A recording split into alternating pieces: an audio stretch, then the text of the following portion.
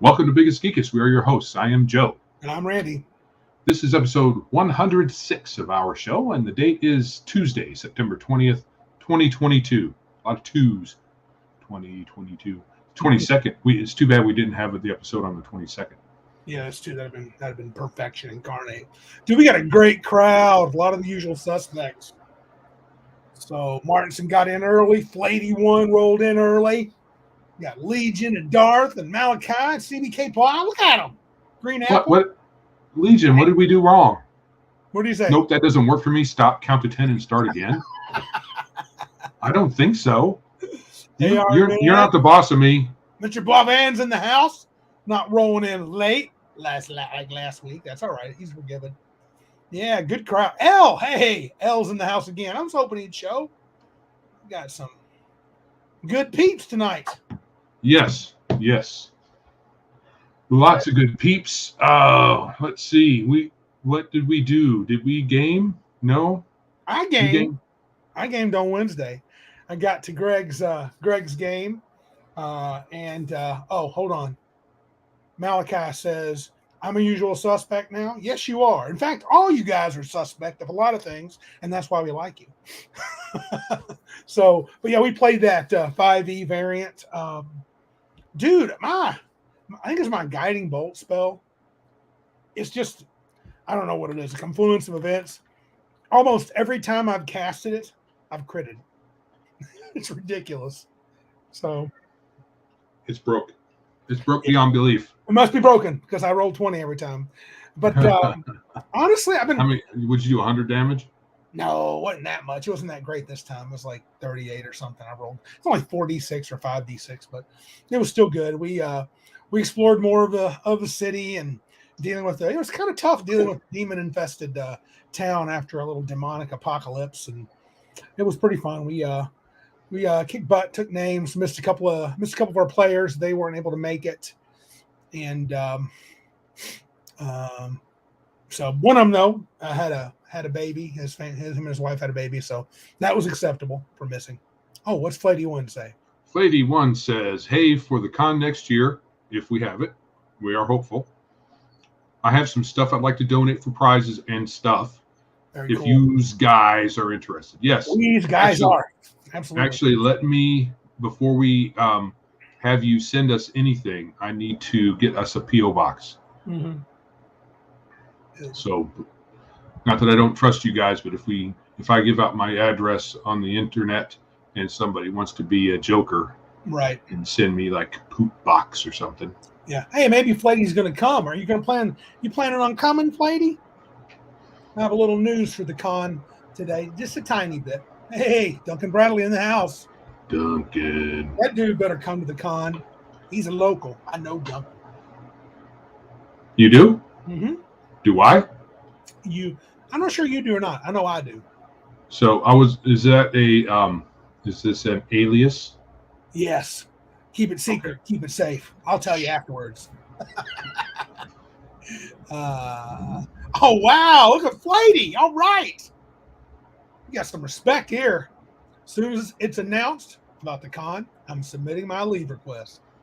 I mean, I don't blame anybody for wanting to come and see our pretty faces in person. We're in a game like crazy people. Yes, we are. And that's what it's going to be about. It's going to be about gaming. Yes, sir. And there's a lot of con stuff that's kind of beside the point. But like Gen Con, I don't know. Gen Con may not have ever just been about playing games like D&D. Maybe D&D kind of joined it. I can't remember where it what its origins were. A Wargamer Con, I think.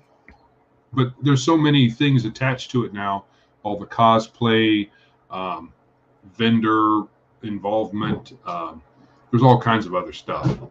Yeah. But our con, since it's going to be smaller, most likely it'll be smaller than Gen Con. What do you think? Yeah. We should just stick to the games. Oh, Duncan's met you twice, he says. Ooh. Oh, I think once I tell you, you'll remember. So. Okay. Oh, dude, look at this crap.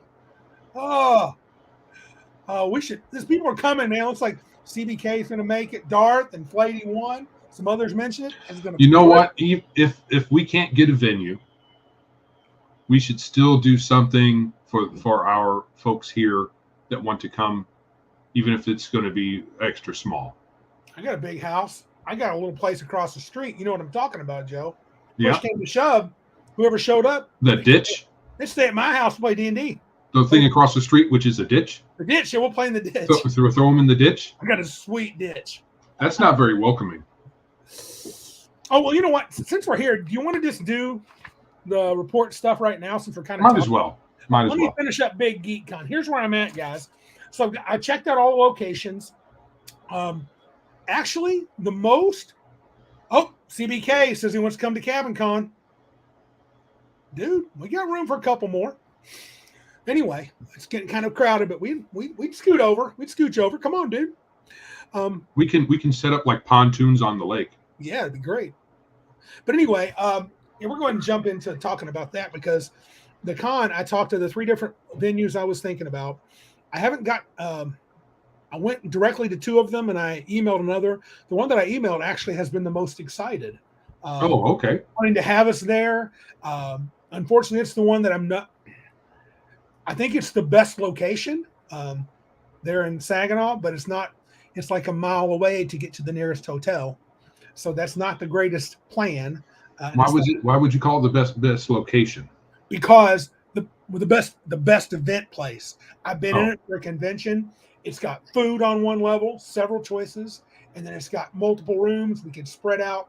People could play in different places. I think the loud issue would be a non-issue. And they were like, yeah, because that the head of that place wants to meet with me Friday. I'm meeting with him Friday, sitting down face to face. A friend of mine talked about insurance, that there's an insurance thing for events. So that may be a bit of an expense I hadn't expected, but that's okay. We'll figure it out. It doesn't sound like a lot, especially CBK Ply. I was told by a friend, if we're going to let people under 18 come, that can be an insurance issue. But the place may have it and just charge us a small fee. So I'm working on that, though. I am right on top of it, and I'm pumped. I can't wait. Do we know anything about cost? I haven't gotten numbers yet. I'm going to sit down with one of them Friday, and then I'm going to I got to call the other person back. One of the locations that I went to, I didn't get to talk to any of the managers this past week, but I didn't like it. It had like 2 conference rooms, and I'm like, not really thrilled about it. So I'm going to go. One? It was the Comfort Inn Suites there down by the river. I do like the Sheraton DoubleTree. We were in a DoubleTree at Madison for VentureCon, and that was an excellent place to play. But there's usually limitations in both places for how late we can go. I think it was at CBK that wanted to know about playing late. It may be that we can't stay that late at the center, but if we end up doing the one place that's not attached, we could always go back to CBK's room and we can play there. Yeah, everybody. Everybody can go. It would be fabulous. Yeah, we can get one more. I don't plan for it to be a deal breaker. CBK says if no under 18, not a deal breaker. Okay. He says he's good. I want it to be a family thing, dude. Patrick says Gen Con he knows about for Pointy Hat is $150 for the weekend for insurance. For CBK Ply? Yeah. Human growth hormone. That's the answer. Oh yeah. No side effects. Yeah. So I've gotten with my Big Geek Adventure what I'm working on. Nothing to report yet. But I have given to one person. I need to talk to David Gile. I've been remiss. We have contacted. Joe did do his due diligence. Got David my email, and we've been chatting via email. So we're going to be getting together soon and chatting on Discord once I learn how to use it. No, that's not. Yeah. I can use it. I just don't. Yeah. It would be good to join the 21st century. Oh man, come on. It's a chat room with a few extra features. It's not really any different from a message board, really, except David getting me. He's getting me. Hurry it up, Randy. All right, Dave. All right. I thought Larry says evening all. I thought he said evening oil. I was like, hey, no details. We don't need any details about your evening oil. But evening all, better late than never. Yeah, we just got some preliminaries out of the way. Stuff to do with the con next year. You're not invited. Just so you know. Who's not invited to the con? Larry Elliott, obviously. Oh, okay. Don't you remember?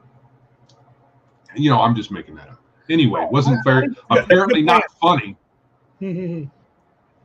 So, what we are here tonight to talk about is D&D pushing the boundaries. Over the years, the last, 60, 70, when in 70 what? 74 would be when it technically started, OD&D. Whether or not that was a official TSR building of the company. 74 says Malachi. I'll take his word for it. So 74 means we're just short of 50 years, right? Mm-hmm. Is it 50? Yeah. Yeah, 2 years, right? 50. Yeah. Yeah. So lots of decades, they've done lots of different things. So we're going to talk about that. Later on, we'll be talking about some other things.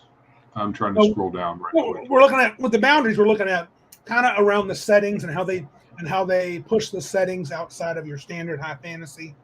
And then the adventures, how the adventures push the envelope from time. There's several adventures that worked outside the box. Right. And then a little bit with the rules, actually maybe a lot with the rules, how the rules change and how they push things. So we're going to do a brief retro review of White Plume Mountain a little later. Welcome to Tim Caffeinated Grognard.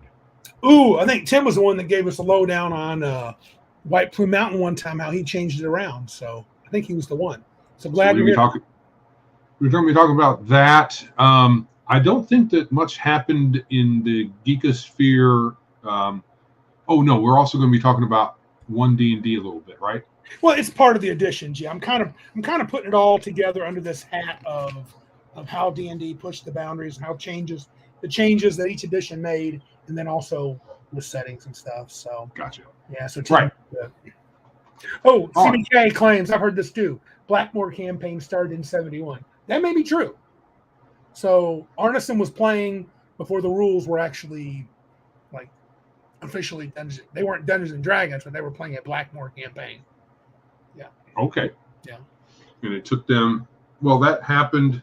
Did that happen after since they had this? I remember a little bit of the history. They had some kind of meeting in Geneva, and Lake Geneva, and some folks got together and said, "Oh, this would be cool." And then Arneson started doing his own thing, and Gygax was doing kind of his own thing at the same time, parallel. From what I know, Gygax was basically a war gamer. Mm-hmm. Arneson really started the kernel of the idea of role playing. He told Gary about it because they were wargaming buddies. Arneson was from Minnesota. Gary was from Lake Geneva. He told Arneson, he got really excited, had him come over one weekend all the way from Minnesota, taught him how to play. And Gary's like, this has to happen. Oh, Malachi's got the right of it. Arneson came up with the idea, showed it to Gary. Gary codified the rules. His one daughter came up with the name. Yeah, Gary gave him a few lists, and he went with it. So once they had their meeting and Gary was like, oh, we need to do this, how long did it take from then to the printing? Because the printing happened in 74, the first printing. Right. The first printing was done from Gary's basement. They had it printed, and they boxed it up. They put all the pamphlets together from his basement. I believe that was the original. Some of the folks in the live chat are giving us some more details. Adam Simpson, Rob Kuntz was standing next to Gygax in 72 when Arneson ran Blackmore for his group. Gygax was amazed. Yeah.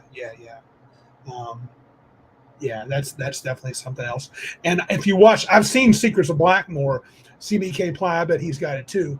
It says Brownstein was by David Wesley around the same time. That was more of a war game, but he added role-playing elements to it.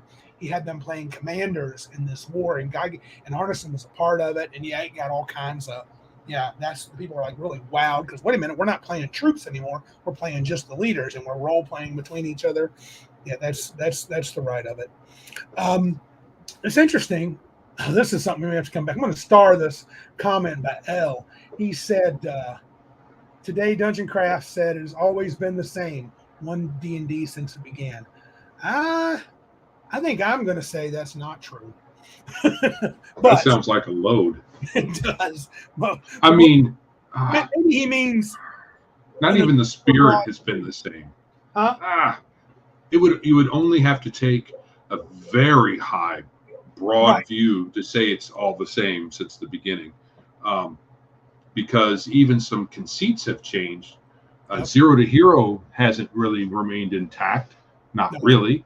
I would say not, especially not what zero meant back in the day when it really meant zero. Nobody had a bonus to hit at first level, not even the fighter. No, that was not true. Since we're there, let's stick in the rules. So what kind of, I didn't have it in any particular order, but so original D&D, I would say the way they push boundaries in general, and people are hitting on it, is Arneson and Gygax created a new game. And we can give Dave Wesley some credit. Whoever wants to give credit, I'm not here to argue who gets. Yeah, there was some parallel development. There was some, and some ideas. But you have to say, from my perspective, here's the way I see it: Arneson, and maybe with Wesley's help, had the nugget of the idea, and then Gygax had the wherewithal, and motivation, and stamina to turn it into a real game. I'm finding now, as I try to write an adventure, and I'm highly inspired to write rules now. I really, I'm not saying it's going to happen, but I do think at some point I'm going to have to take a stab at writing a role-playing game. I've been taking a lot of notes, and I want to do my own thing. But the point is, OD&D was a new game itself. Plenty of good books to read. Oh, Tim Caffeinated Grognard says, John Peterson's Game Wizards is pretty deep on this topic, especially around Arneson and Gygax interactions at the earliest meetings. Yeah, I've got that book. I've yet to read it, but I've got several others that I've read. Sorry. But so anyway, I think to me that was the biggest idea. I mean, there's no winners in the game, right? So you have this game where you're not winning, you're playing and you're advancing, but it's not like me against Joe wins. That's not how it works. So to me, that was the huge thing about D&D. It just created a brand new type of game. And so that was definitely a boundary. I mean, they just tore gaming apart, in my opinion. I think they just tore it apart. It was like, oh, make room. Here's a new genre. Right. Yeah. Anything else you thought about original D&D you thought was particularly like groundbreaking in the idea of a game? We didn't play a lot of it. Fair enough. So we can only look back from the little book really only look back. PDF. Yeah. So it seems to me that it was groundbreaking, like a lot of products, like a lot of industries. The first thing is what leads the way. And we often look back nostalgically and say it's the best and everything else is a pale shadow. Some people are like that. And I disagree. I think that some parts of it had the wargaming roots that stuck around for a long time. Because it assumed some chainmail stuff that you knew chainmail. Correct. Yeah. And chainmail was a war game, miniature war game set of rules. Right. And so I think where it innovated, like a lot of things when they first innovate, you have to iterate on that to get to something really good. Yeah. And so I always call old D&D a Model T. I don't know if Edsel's good, is a good thing, but Model T for sure. Model T worked. It get you from A to B, but it's nothing like the modern car, right? Though modern cars have their issues, especially with all those nice little tracking devices in them. Anyway, I don't think I'm not a big car guy, so I don't know what people would say would be the height of cars. I would probably say the 70s at the latest. Much past that, they have the only thing that they've gained since then is safety and efficiency. Right. So safety and efficiency, nothing else really. Those are good. Those are big things, though. Yeah. But I will say this about gaming. That's how I look at old D&D. It's the first, and everything iterated off of that as far as D&D goes. Kind of everything else, role-playing wise, are spin-offs of that. Yeah. Or at least somehow related.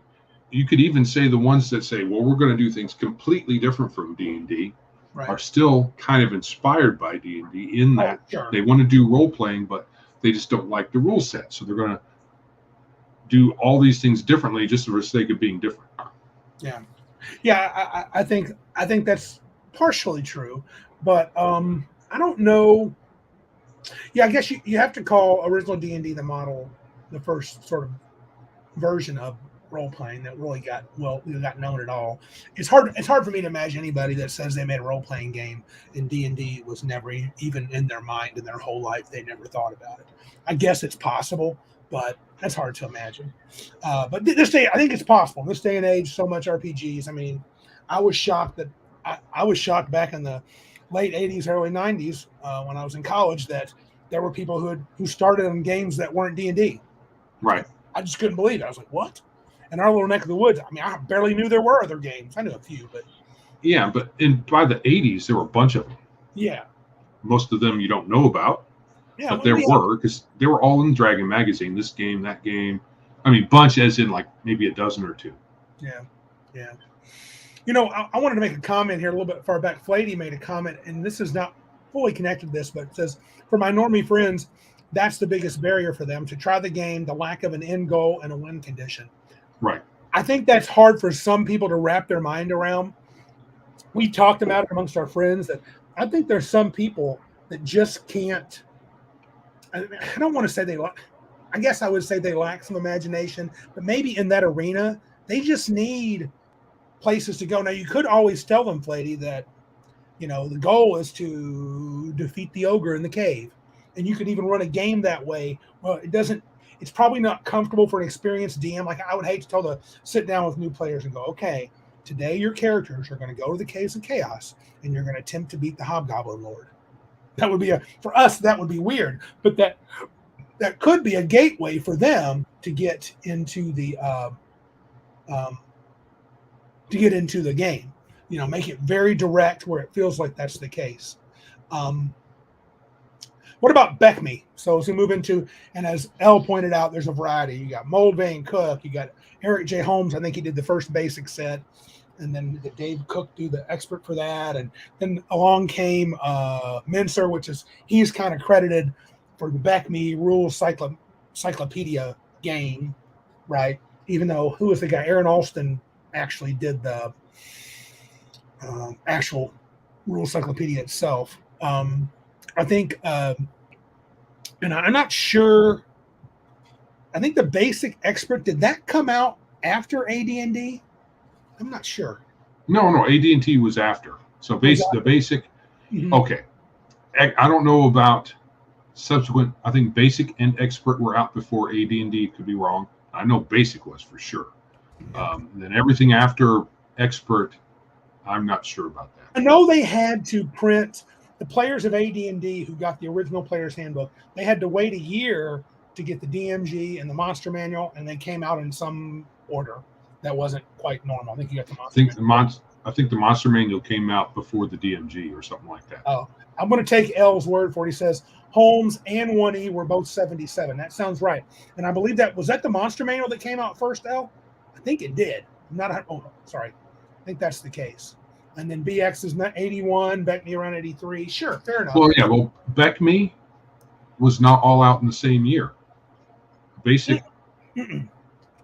No. Now, if he's saying rule cyclopedia, that's one thing, but they all came out. I think he's saying that's kind of where it began. Basic came out, and then every year or so they had a new box set or something like that.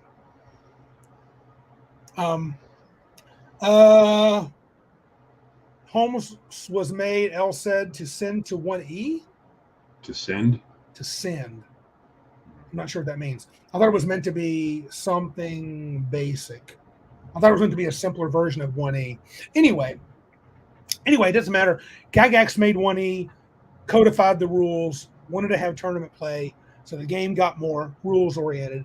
Even though there were a few rules in the Holmes book and in the basic, I've been reading a lot of that. That stuff was pretty basic, and it was pretty simple. Here we go. Arnman knows the order. Monster Manual Weight 77, PHB 78, and Gygax, and DMG 79. Oh, yeah. Okay. Maybe I am remembering the ordering.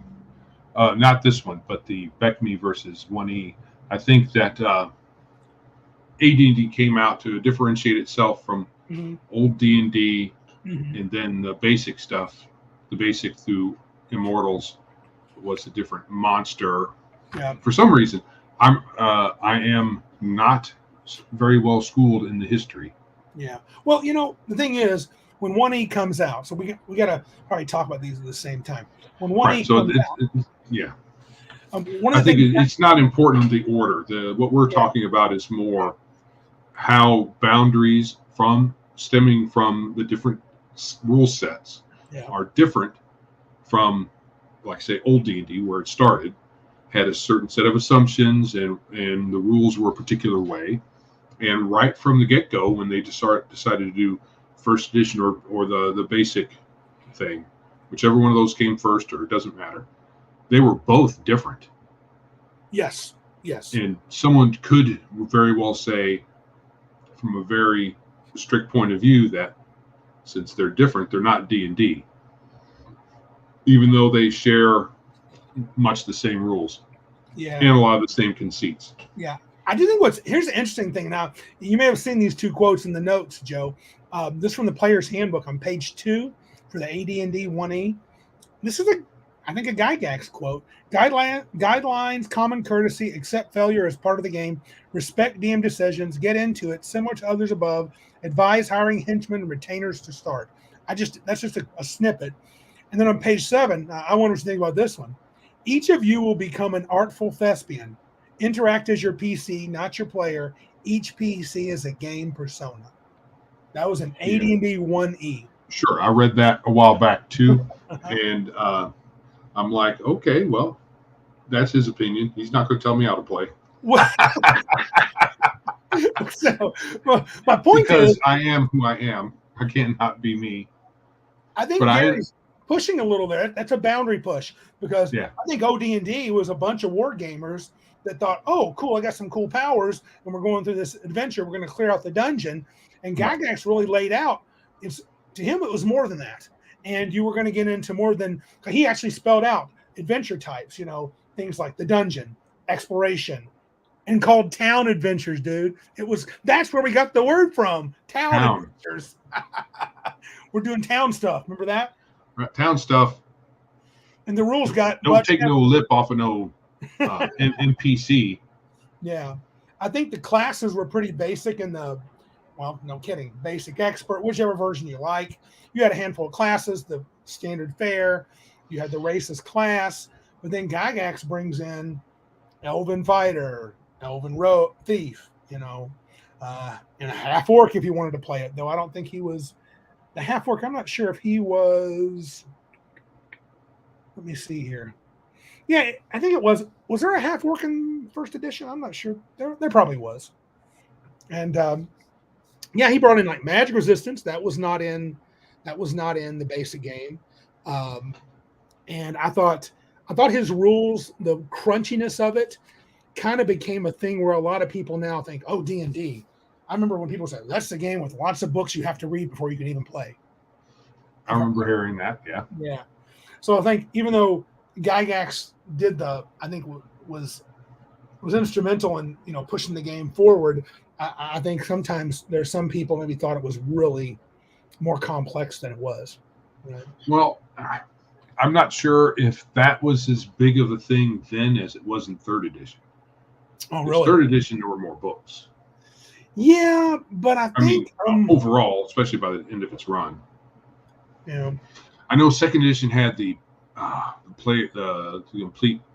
complete books of everything, or the player or the handbooks of everything, whatever they were called, the splat books. That's where that started. Second edition. Yeah. I think that was second edition, right? Yes, the splat books the complete fighters, the complete thief, the complete rogue, the complete halfling druid assassin. Yeah. Right. Yeah. The page count was only 120 pages for the player's handbook. Yeah, it's very small compared. Yeah, but if you look back, let's see, the page count for, well, this is kind of unfair. The rule cyclopedia was 304. Well, that's the whole game. Yeah. Yep. And if you added the whole game from OE, all three booklets, I got a count of about 110 pages total. That's just a quick glance. And those are booklets too. They're not full-size pages. Right. So yeah, I bet on a full page you probably would cut that in half. Yep. And so Rule Cyclopedia it didn't include the Immortals. Yep. So it was BECMI, not BECMI, for the Rule Cyclopedia. We went up to Master.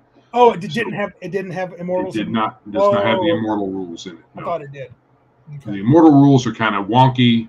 They don't conform to the rest of the game up to that point. It's a total departure. So I don't know if that's why they didn't include it, but they talk about Immortals. They talk about your character having a way to become immortal and stuff like that, but it's not the Immortal rules from the Immortal set. It might have even been because it didn't exist yet. I'm not sure about the timing, but so it had 4 volumes to combine together, and then they probably expanded it a little bit because there were some alternate rules they had in there for your different the different humanoids, elf, dwarf, and halfling, to all adventure to 36th level. Right. That was interesting. 36. Yeah. Well, Gygax chose 20, and original D&D had 14 levels? Was that what it was? I think it was 14 levels for the highest. One of the classes could get to 14, though technically I think it says 14 plus, so you could keep going. Though a lot of the old time players of that game, who was the one? Tim Kask. I think I've said it before. He said he thought 7th or 8th level for original D&D was superheroes. In fact, they titled it that. You were a superhero. But anyway, so I think 1E had more rules, and during that era, I don't know where this happened, but at some point we had our first real big kerfuffle in the gaming land, because I think up to now most people thought everybody was copacetic as far as the gamers go, and then the Gygax and Arneson feud started, which lasted for many years, about Gygax, and I think Gygax lost a lawsuit to Arneson. Yeah. I wonder, you hear everything about it. I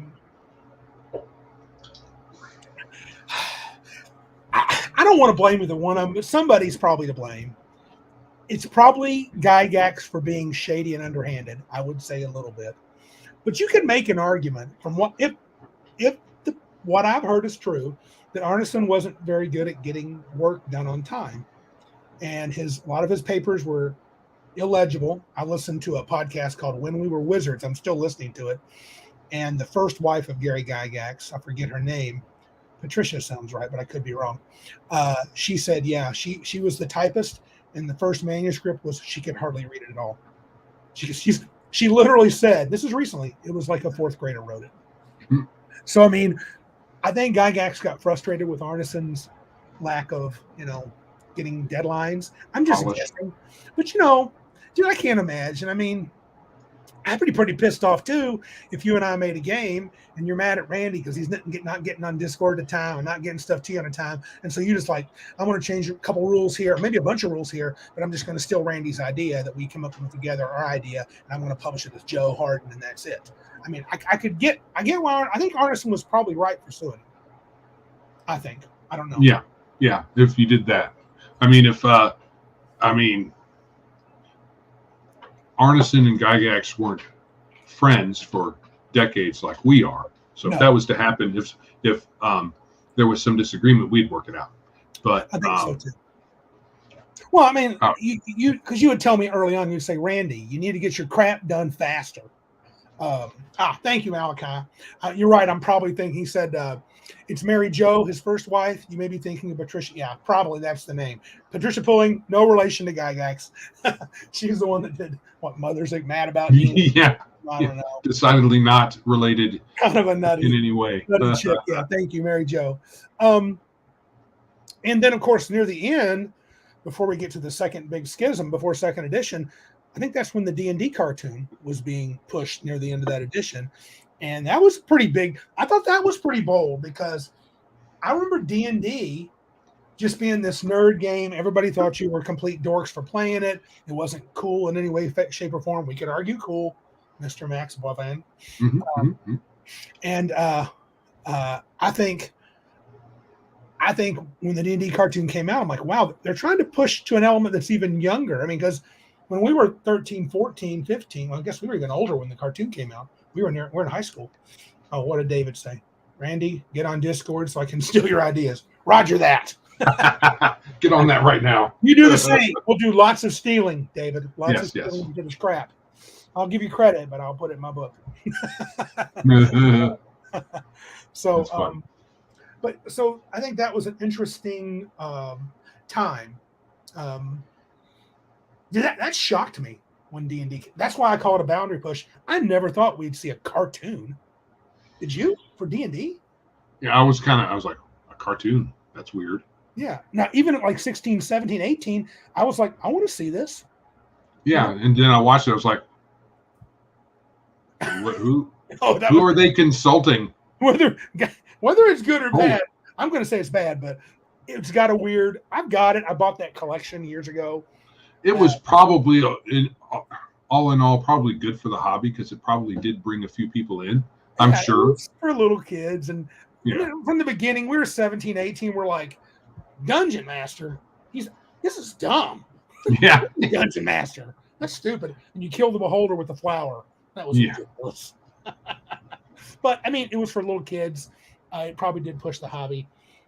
And, of course, then you had more ugliness with TSR and Gary, and I don't want to go into all that, but that was more, when big money gets involved, I'm not sure you can really do it. Can do much about that. People are going to be people. Hey, phone guy, he's in. Sweet. Yes, hit the like button. Everybody hit the like button. Hey, tell him to do the things, Joe. Let's pause because this is kind of a long conversation. Jihad the like button. Jihad the like button. Jihad. Yes. Yes. Where are you at? Find it. Steal Max's idea. Yes, subscribe. That is not Max's at Legion of Myth. It's secretly ours.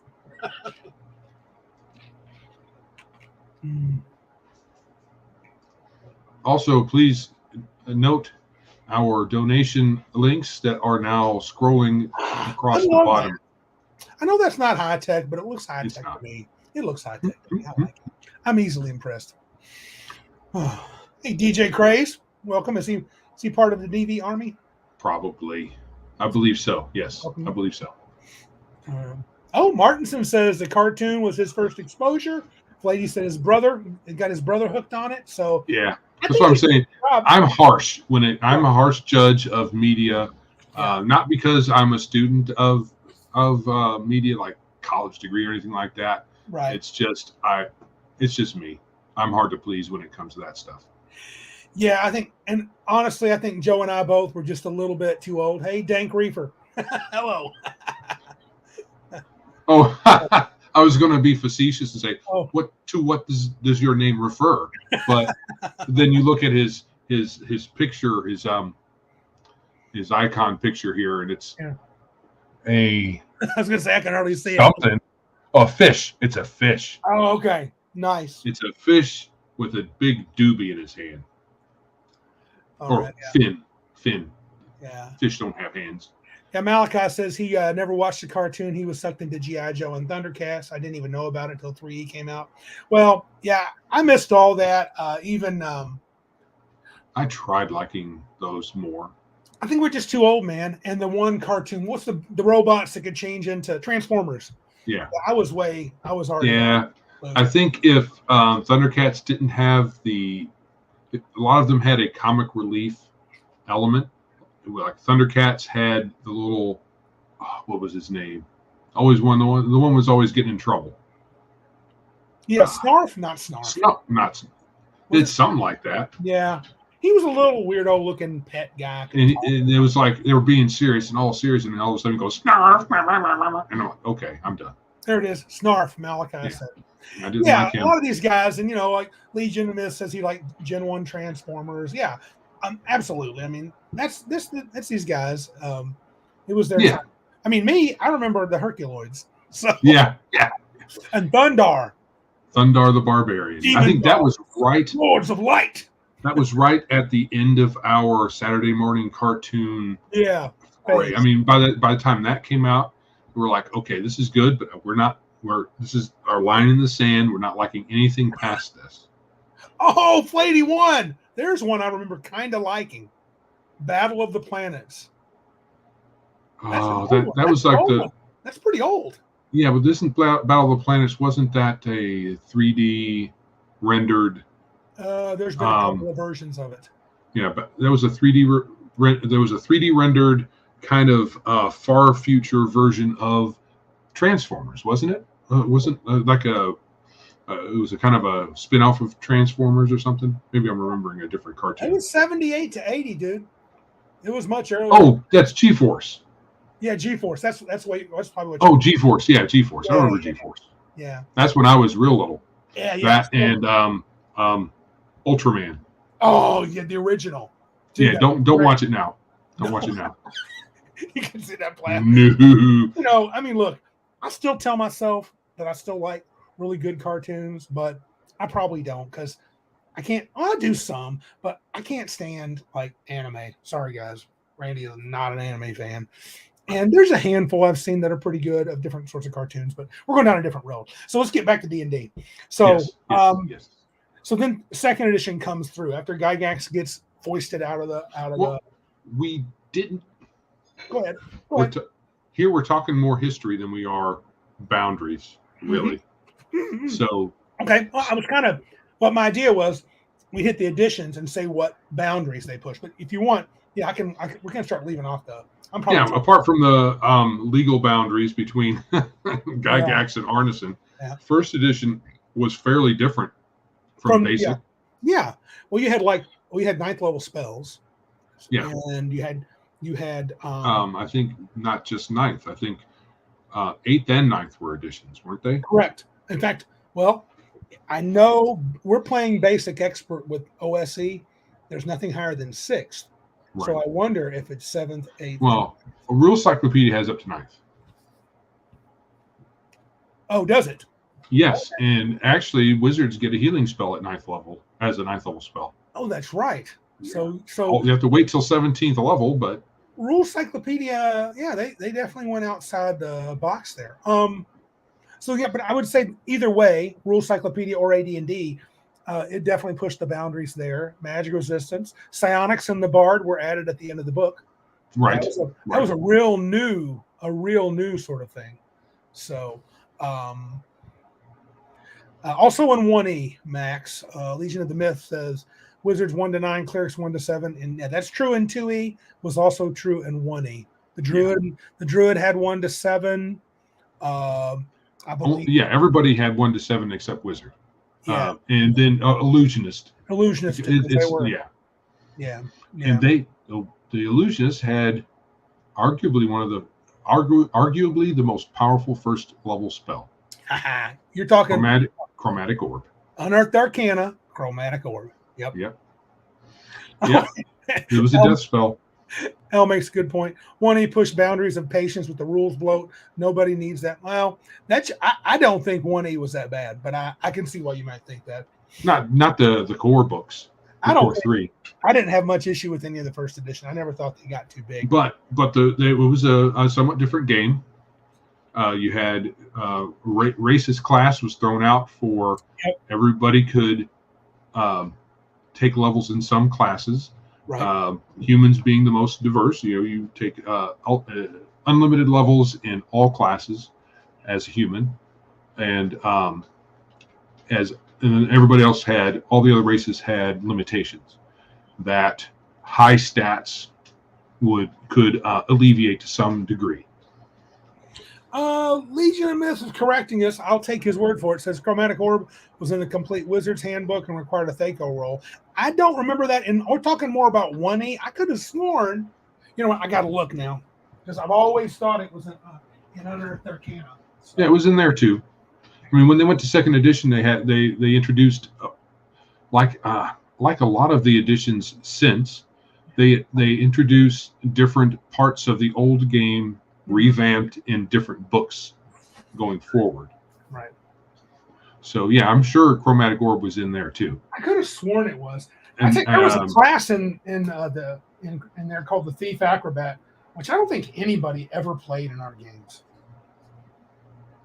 I don't recall anybody wanting to play a Thief Acrobat. Do you, Joe? Oh yeah, I did, but it was later on when I was living in DC, when I was in the military there. Well, actually, and then after I got out of the military there, but there were people who liked playing the Thief Acrobat because it was the thief with extra stuff. Oh, okay. I mean, you just got extra. I mean, granted, the extra, Chromatic Orb. Yeah, it's in there. It's a first level illusionist spell, but I think Max is right. I think you had to hit them. But I know it was pretty tough. Yeah, I get it. He's talking about 2E. In 1E, though, so I think you would say the expansion of race and class. I think percentile strength showed up in one of the original OD&D books. Really? I believe so. I believe people might correct me. I believe it was the Greyhawk supplement. Gygax might have brought in percentile strength. Somebody correct me, please, if I'm wrong. But I'm not sure it made it to the BECMI basic expert stuff. I think Gygax went into more detail about how the game should be played from a DM's perspective and what the players should be doing. And the spells got increased. Those were pretty big pushes on the game, on the edge, right? Boundaries. Now, second edition, they just codified. Are you ready to go to second? I think it's hard to remember anything except a player's perspective from that early on.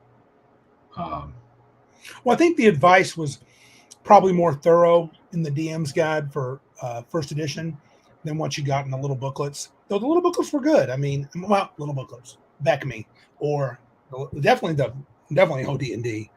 I think it assumed you knew what was going on. I think the other thing about first edition was, and this is what a lot of people say, is that it is a tournament game. It was built for tournament play. Yeah, he made the rules for tournament, and that was the idea. He wanted to codify rules. Right. He wanted to standardize a game. It was kind of silly, too. He wanted to standardize gameplay for everybody's table. That didn't work. Well, I don't. Not really. I think it was. I don't know. We can't. It can. I think you could say that like, oh my God, Gygax was trying to tell me how to play, or Gygax was like, I want the game to be an experience that everybody has the same, and we can have tournaments now. Because he's a war gamer, so I get it. I remember when I went to Gen Con the first time, and 1E was still being played. I think second was already out. I'm sure it was, but they talked about tournaments, and I thought that was the weirdest concept ever. D&D tournament play. It was a big one, the RPGA tournament. But I played in it once during second edition era. It was a Planescape adventure, so Max will be happy to hear that. And I remember because I would never have chosen to, but these guys that I DM'd, they liked my DMing. They came by and said, "Hey, Randy, we have an open slot. Would you join us?" So they just gave me a ticket, and they were like, "We came in the top 4 last year," and I'm like, dudes, I don't want the pressure. I'm not that good of a player. Right? I was like, you don't want me at the table. They go, no, just follow our lead. Don't split the party. They're telling me all the things not to do. And then 2 of their players proceeded to do all the things they were not to do. And we got bounced in the first round because we didn't have the story. And I was like, I'm so sorry. And they go, was it your fault, Randy? Inside, I was like, yeah, it really wasn't. You guys are crazy. And so they got sidetracked. They were good dudes, but they were like, all the things they told me not to do, 2 of their buds did. And I was just playing it straight. I was a cleric. I was healing people. I was trying to be, just a normal dude. And that was pretty funny. But I never understood it. I just didn't like the tournament style play personally. I mean, it didn't like it. It was weird. So competition play seems weird. Seems weird for D&D. We've done D&D. it in the arena. We've done the arena. Yeah. Competition. But that's just, I think that we've probably decided that it probably, even though we had a lot of fun times, making it a competition between the players kind of engenders some not favorable ways of playing. Yes. The game. One thing is turning player. I think this is my own personal theory. The powers, especially we didn't start doing this until 3rd edition Pathfinder. Right. Turning player against player. Yeah. Turning those powers against the players. Bad idea. Yeah. They're not designed for that. They're designed to be used on the monsters, right? Not other players. Right. And I think that came across during our play, and I had more concrete thoughts on it at the time toward the end of our foray into the tournament that we made. But for 3rd edition and Pathfinder, bad idea. PvP, no good. Agree. L says, no wonder 1E had assassins. Kill the other PC to win. I tell you what. Because PC powers against PC, they're pretty boss. Yes, they are. Compared to monster powers, I think. Yeah. Yeah. I mean, too. A player could use, and this is my go-to power, once a wizard hits 9th level, if you happen to get Magic Jar, you can make all the different other players in the party your puppet at one time or another. Pretty much. Yeah. Yeah. They would hate you after that, and they probably wouldn't. I don't think anyone ever pulled that card in the arena. That seemed like that would have been the best move. Just go ahead and Magic Jar Butch. Well, we started at 6. It would take a while to get to 9th. Yeah, true. They were some of the top end players. I think what 1E did, whether the codification was great or not, it definitely gave D&D, I think, a structure that a lot of people liked. And it's the game. If you ask folks that haven't played D&D for a while that played back in the 80s, that's probably the game they played. They might have done basic as well. But it definitely changed from the original books, more classes, more rules. Then 2nd edition came along. Now, Thaco is the word that comes up a lot, but that got mentioned a couple of times, I think, in the BECMI series and also in 1E. Not as the official rule, but I think to hit armor class 0 is kind of a side note that they talked about. But they got away from the charts and turned it into that to hit armor class 0 thing. And I remember when I first read it, I thought, whoa, what an innovation. Because I was like, man, no more crazy charts. How great is this? The charts had some at the edges of play. The charts had something beyond starting at 0. Yeah. It was armor class 0 and negative armor classes. You had, if you at the upper end of the game, you could get bonuses to damage. If the differential in your level and your target's armor class or their hit dice, whatever it was big enough, you would get bonus damage as a very high level fighter. Yeah. Malachi says BECMI had Thaco, and what's IIRC? If I recall correctly. Right. I think 1E modules, you started seeing in the modules, they would give you a Thaco for a character in the little stat to make it simple. Right. Magic resistance did see a little change, so it became set in stone. I checked it. The magic resistance for some creatures were lowered in 2nd edition, but that's because you couldn't adjust it based upon your level anymore. That made it tougher. Yeah, but I'm going to say that as far as pushing boundaries between editions, right, the difference between 1st edition and 2nd edition is probably the smallest differential. Yes. Of all of the editions. Yeah. I'll tell you this. Perhaps except for the jump from old D&D to BECMI, perhaps, maybe, to the basic stuff. If you say old, basic, 1st and 2nd edition, 1st and 2nd edition are the most like each other. Yeah. Did first edition cap Fireball at 10d6? Legion's I don't think so. AD&D. He's talking about second edition. When he talks about AD&D, it's second edition almost all the time. They brought the spell caps. The damage caps came from second edition. I tell you what they did do finally, and I don't care what edition of the game you played. Pre-second edition, the dragons sucked. The dragons sucked. They were weak. If you got a fairly high-level party, and by that I mean not very high level, like 8th level, you could go in there and, thank you, Legion. That's right, second edition cap. That's Joe's favorite change. But what I would say is I think that's a push because finally the monster in the name of the daggone game deserves it. I wrote in the notes, you notice a great red worm in second edition had 23 hit dice, which was huge in that time, 24 D10 plus 12 breath weapon. And he was a 9th level caster with magic user and cleric spells. He was no joke. So those dragons were super tough. And that started with the Monstrous Compendium, right? Yes. Which there was another element that was new about that. They did the binder thing. Mm-hmm. That was interesting. I really liked the binders initially, but then my little sheet started getting tore out, and I was like, the hole punched sheets tore a lot. All of them, dude. I remember I had 2 thick binders. I had the first one and the second one. I got the Ravenloft expansion, Planescape, Dark Sun, Spelljammer. I got them all. Yeah, and if you tried putting the hole reinforcers on those pages, I mean, you would still be there today, reinforcing your Monstrous Compendium sheets, because that's some time-consuming crap. I do think, to be fair, the second edition in their modules and their settings, they started to become more narrative-oriented. Things like Dragonlance, things like Ravenloft, they're kind of telling this story now. Yeah, that was kind of a push into a new direction. Well, there's not, sort of.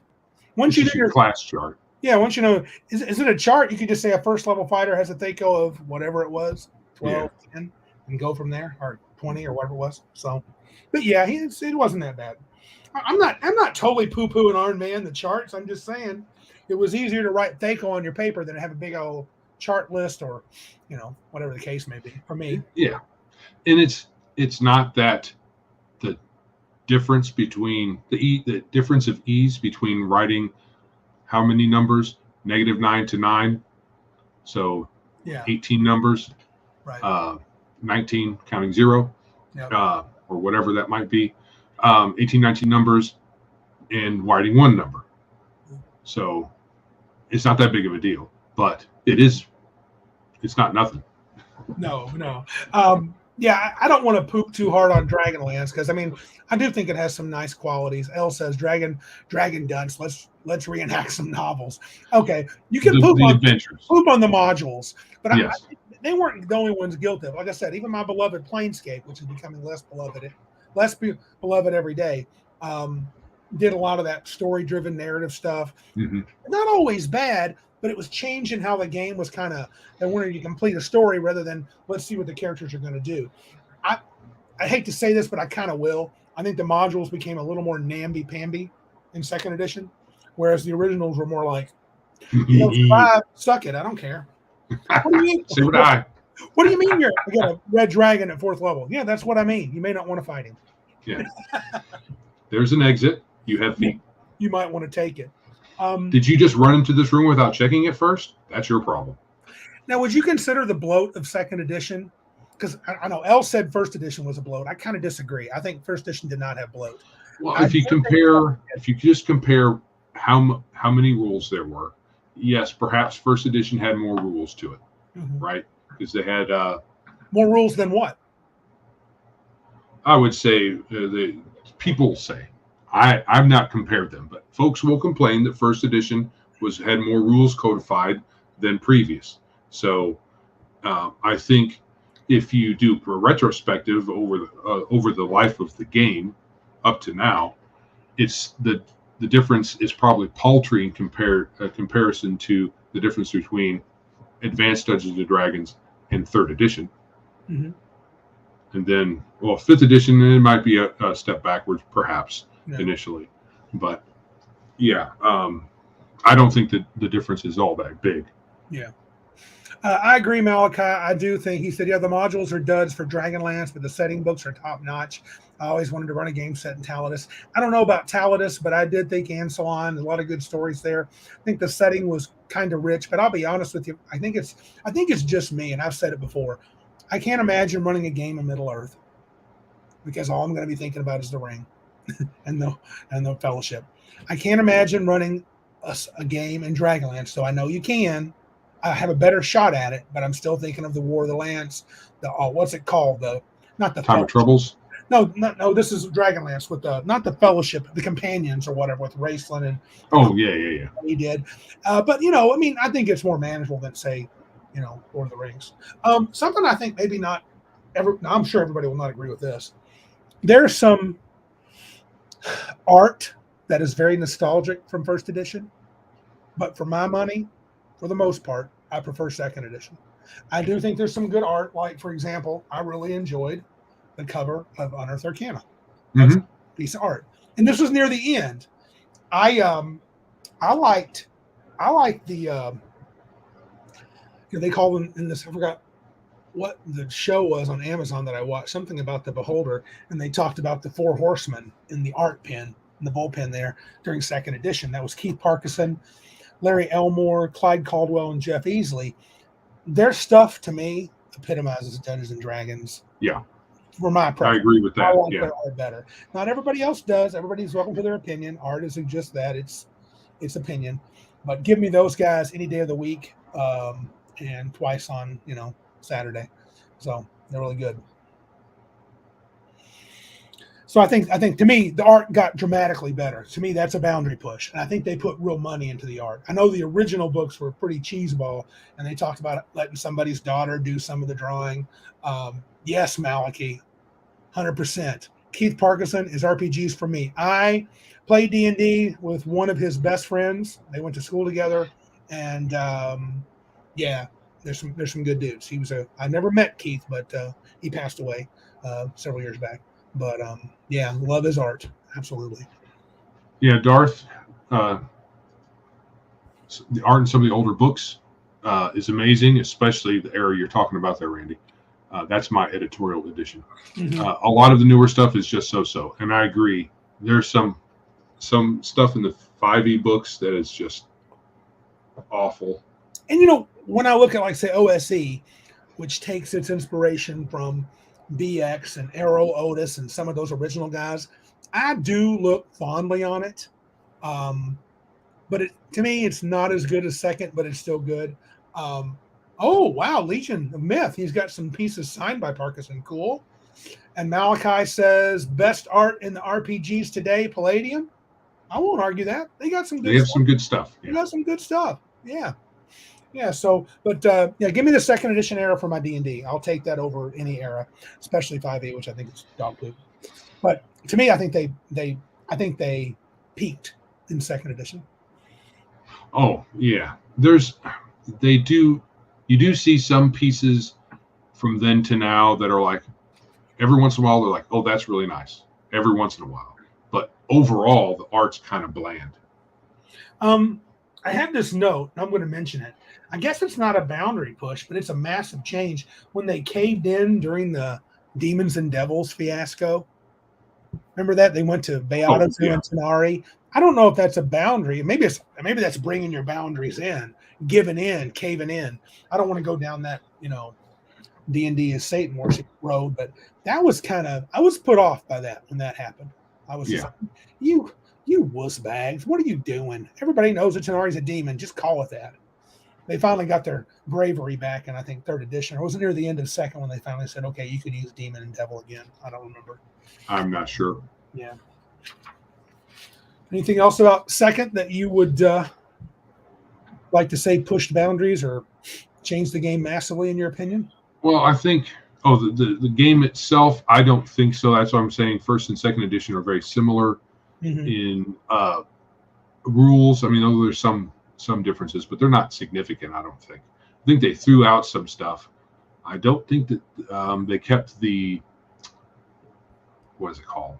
Grappling rules from first edition DMG into the second edition. I don't know what they did, but I don't think they did that. Psionics was kind of jettisoned for a while until they decided to have a whole book for it. But I think you could say that in first edition it was a more of a sword and sorcery game. Then in second edition became more fantasy, hero, less sword.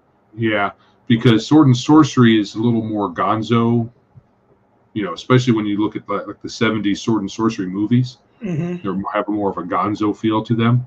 And the second edition, I think it brought the gonzo level way down. Yeah, for sure it did. Well, they were pushing the narrative. I mean, they really pushed the narrative. And I think I was wrong. I think the Dragonlance modules might have been the end of first edition, but it doesn't matter. You know, Planescape was very narrative oriented. I think a lot of their adventures were definitely more towards story and being the hero. I would have to agree with this too. It has been a thing since then.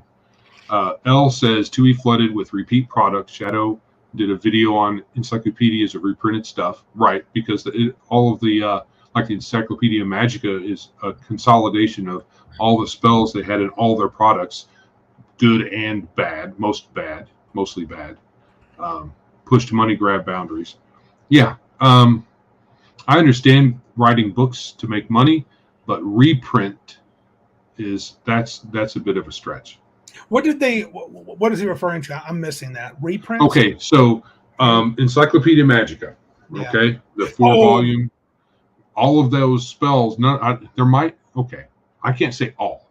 I think all, but there might be some in that. There might be some spells in that set that were new to that printing. I don't think that they were. I think it's all. I think that's all consolidation. There was nothing new in that. I don't think there was anything new in those books. Oh, it came from Dragon, didn't it? Dragon modules, all that, everything. You know, setting books, and so it kind of mushed all the spells together. There was no real context for them because you read some of them, you're like, this is a nothing spell. You know, the spell does nothing that you couldn't just do normally. Right. So, yeah, I think that's what he's referring to. You have a lot of those encyclopedias. I think they had the Cleric one as well. Yes, they did. So they just had reprint material. Yeah. So and they just packaged it all in one thing. Right. Do you think? I just thought of something. Max mentioned. What's CBK Plus say? Gonzo AD&D is what has me reading and loving Hyperborea 3E. So and that's the thing. There's character, whether you like Gonzo or not.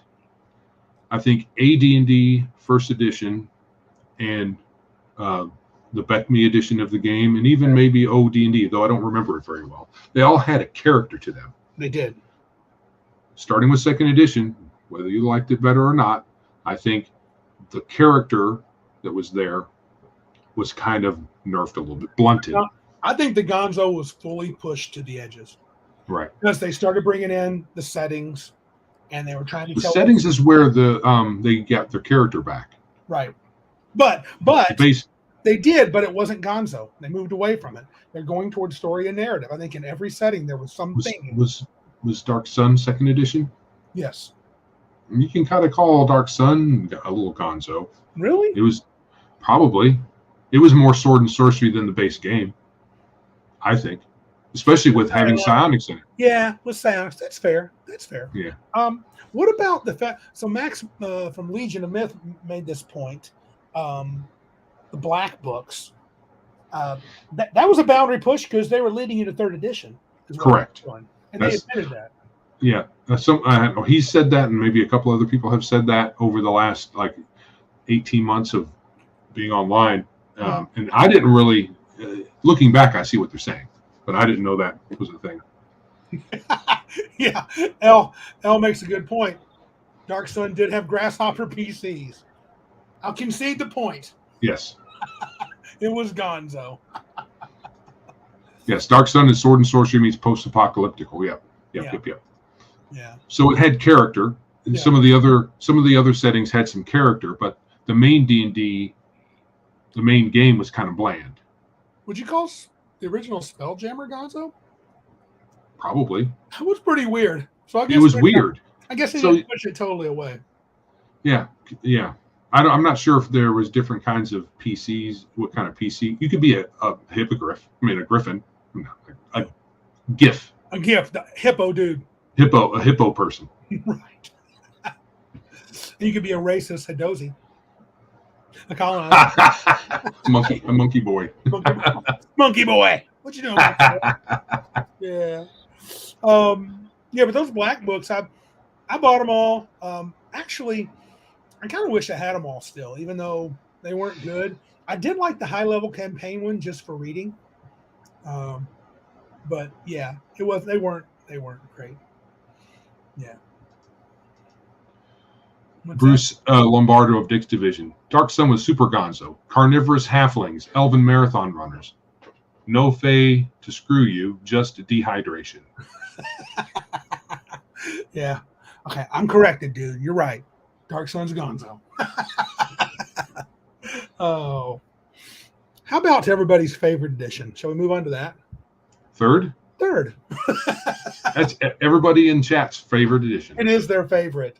Now you can't say they didn't push it this time. Good thing. We actually get to use our minis and they mean something. I think that was a great thing. I like the fact that minis literally meant something. In the old version of the game, their movement and stuff was borked.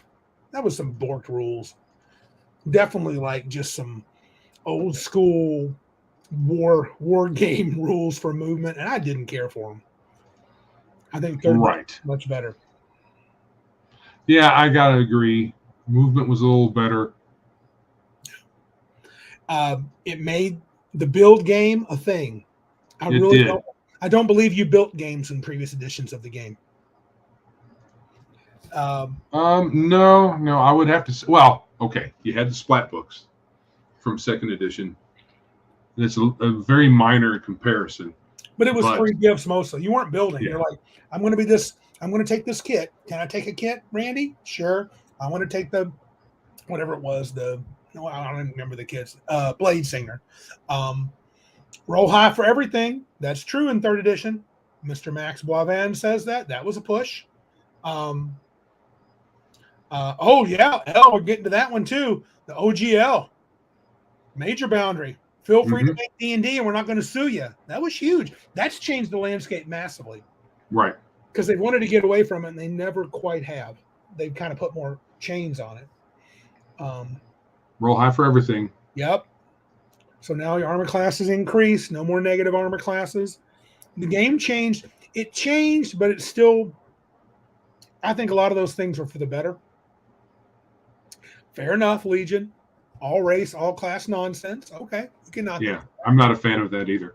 Me neither. I can't say that it's the greatest thing.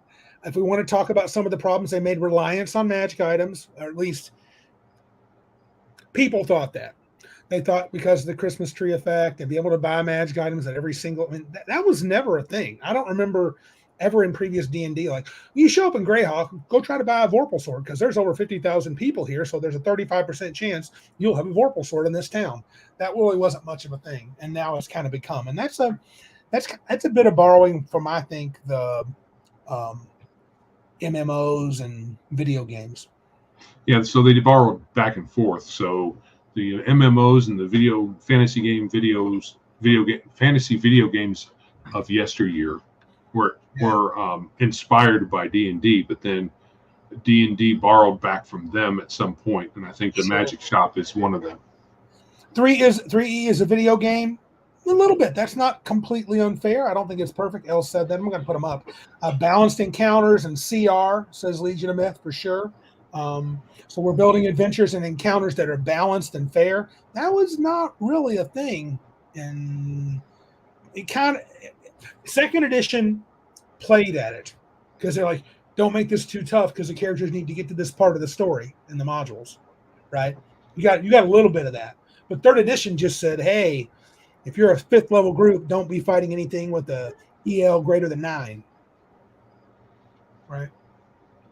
Right. The game was changed pretty dramatically in terms. I guess in retrospect, calling it a video game is fairly apt because in video games you have zones, and in those zones you often have zones, and those zones are for different level play, especially in an MMO.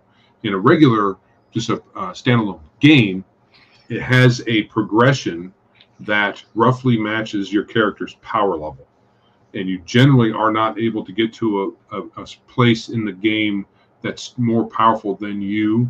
And if the game is designed for you to be able to do that, you usually just hit your save point, and you just start where before you died and go back to your safe haven and all that. So I can see the parallel being with a video game with some, what do you call them? Some hand holding and some safety nets, which is what we see in 5th edition a lot as well. Yeah, Flighty1 says 3E really picked up the Diablo vibe. 4E went full tilt. That's true. I will say 4E took it to the next level. And the adventures, I think, while a little more bland than 2nd or 1st, there was some still mechanically fairly well designed adventures early on in 3rd. But the game was uncontrollable. That's one of the drawbacks. I think they didn't realize the way they built high. You could always get higher and higher, more and more hit points, more and more hit bonus, more and more armor class. So the problem with that is if you have no controls on that, other than just every level you gain something, then I think it becomes a bit of a problem.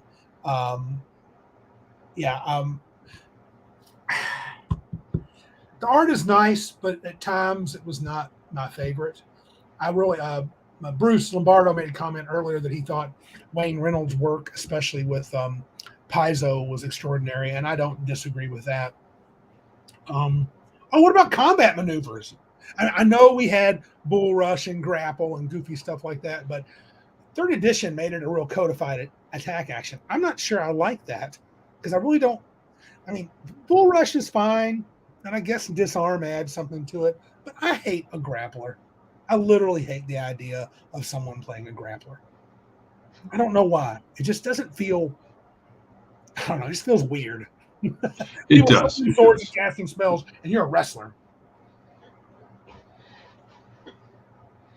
Yeah. They're okay. So you remember the old? It's old now for us. Hercules series. Yep. Okay. He didn't carry weapons with him. He punched people for the most part. Oh, that's right. He never used weapons, right? So I think there were many people who kind of liked that, have that kind of a hero where they didn't necessarily, they could do as well with just their natural weaponry, their hands, and not have to carry around weapons. But I guess that's a type of play, and that's fine. But I get what you're saying. It's hard to verbalize what's displeasing about it. Yeah. Maybe it's just sword and sorcery has swords, right? And wanting to wrestle everything just sounds odd. I think the rules changed. It's funny. I think the more I look at it, when you compare it to old D&D, I can see how someone like Legion of Myth would say WoTC D&D is not D&D, not like TSR D&D was. It's not the same. I think the game changed mechanically so much that a lot of people had a hard time grabbing onto it. I personally didn't because I thought 3rd edition was very popular though. Yeah, it was, but I think there were people, the old school people, that just thought like, I don't know. I guess I've heard a lot of people. Well, not a lot. I met and listened to some people that kind of hated it, but truthfully, I liked 3rd. It was a style of play that I was ready for at the time, and I thought they found something that was. And I know the math didn't work and CR didn't work, but I was enamored of it initially because I thought, wait a minute, they're telling me how I can build encounters that are fair, so I don't have to hear some of my players go, that was a ringer. Oh my God, I can't believe you put that against us. I heard that some in 2nd and 1st edition and earlier. That wasn't fair. And I was like, and now I'm like, what's fair, dude? Yeah. When you go out your door, Master Frodo. Who knows where this world will take you? Yeah. So I think so in second edition, while the rules didn't really change a whole lot, the tone kind of changed some. In third edition, the rules and tone both changed. Yes. So you've got a lot of things that the chat has come up with that are all true. Roll high for everything. You don't have a save for every stat. I know someone put that up there, but it's just 3 stats that have saves. Fifth edition has a save for every stat. But so there were several rule changes. Racist class being probably one of the biggest departures, and then the magic shop thing was, I think, the second biggest change. Right. But at the very least, the good thing about third edition is it had a character within the game itself apart from setting. There was a character to it. Yeah. First edition had that second edition lacked. Third edition picked up a certain type of character to the game itself, though it's probably, in retrospect, not great having the magic shop and racist class, though it seemed intriguing at the time. In retrospect, I'm like, it's probably not great. Now, we said this pretty early on, or I did, and then I backed away and came back to it. In third edition, one thing I think they did is D&D used to be check with your dungeon master. Check with your dungeon master. Rule 0. That was in there, but the way they seem to push all the character options and all the rules and a definition for movement and AOOs, I thought they were trying to push the game into like the DM doesn't get to make calls much. We have rules for everything. Right. So Malachi, yes, 2E's character was in the settings, not the core books. That's something I brought up a little earlier, especially for Dark Sun. Yeah, that's where your character was at game wise. I think though. I think that the story element of the game started getting bigger in second edition, and that only increased in third, I believe. The story element? Yeah. I guess the rules allow. Well, if you allow the players to become so powerful, which I think third edition characters were just able to, with the rules as written. If you try to follow the rules, and as a DM, I thought we should try to play the rules as written. I felt handcuffed sometimes. Because players are, the rule says if I step this way and do that, and attacks of opportunity were cool for about half a second until players were playing the chessboard thing. Well, if I move here, then that'll provoke that person. If I move here, then I'll provoke that person. And after a while, I was like, do what's natural. Because in second edition, you would just move and say, I head over toward the orc. What happens? I try to charge the wizard. What happens? And I would just say, if there was a free guy, the ogre steps in front of you. I mean, that was just kind of a thing. You got to get to him first. You don't get to go up and slap the wizard around for free. And I just felt like, and I think Malachi's agreeing with me, I felt like they were trying to either handcuff the DM or say, hey, it's the player's game too, which it is. But it was like with all these rules in the player's handbook, the players could say, well, it doesn't say that. Here's what it says. What's your interpretation? And I was like, I felt like I fought more with players over rules interpretations in third edition than I did for any of the other editions. I wonder if there was some thought to having the game be more standardized, kind of like with what Gary did with first edition. Maybe. In third edition, they wanted a more standard game. There were complaints about, there may have been, when they did the survey, there were issues with DMs doing things radically different from each other and all of that, which didn't really go away with third edition. Not really. You might have had people complaining about it. We saw that online. Mm-hmm.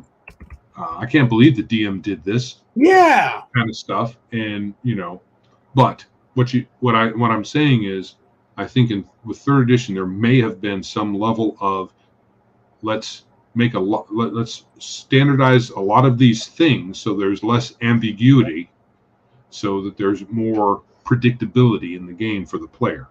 Mm-hmm. Perhaps, I'm not sure, but it sounds like a reasonable way of thinking to a degree. I think some ambiguity is good, You don't have to rule everything in advance. Mm-hmm. It's too much ambiguity. You get a pretty swingy type of game between tables, but that might not be a bad thing. Yeah. A couple of good comments here. We're talking about Malachi mentions attacks for opportunity in combat and tactics. Iron Man's got a point here. I'm playing AD&D Combat Raw. Oh boy, and it's complicated. I agree. I just ask the players what they want to do. I fit that into the combat structure. Track spells, segments. If they ask, I tell them, of course. Yeah, that makes your workload a little bit harder for sure. Yeah, because there's it's not the order, not the spells go first and then missile weapons and stuff like that from basic, but you do have a weapon versus armor table. Spell segments. Spell segment, yeah. If you're casting a spell, it takes a while. Yeah.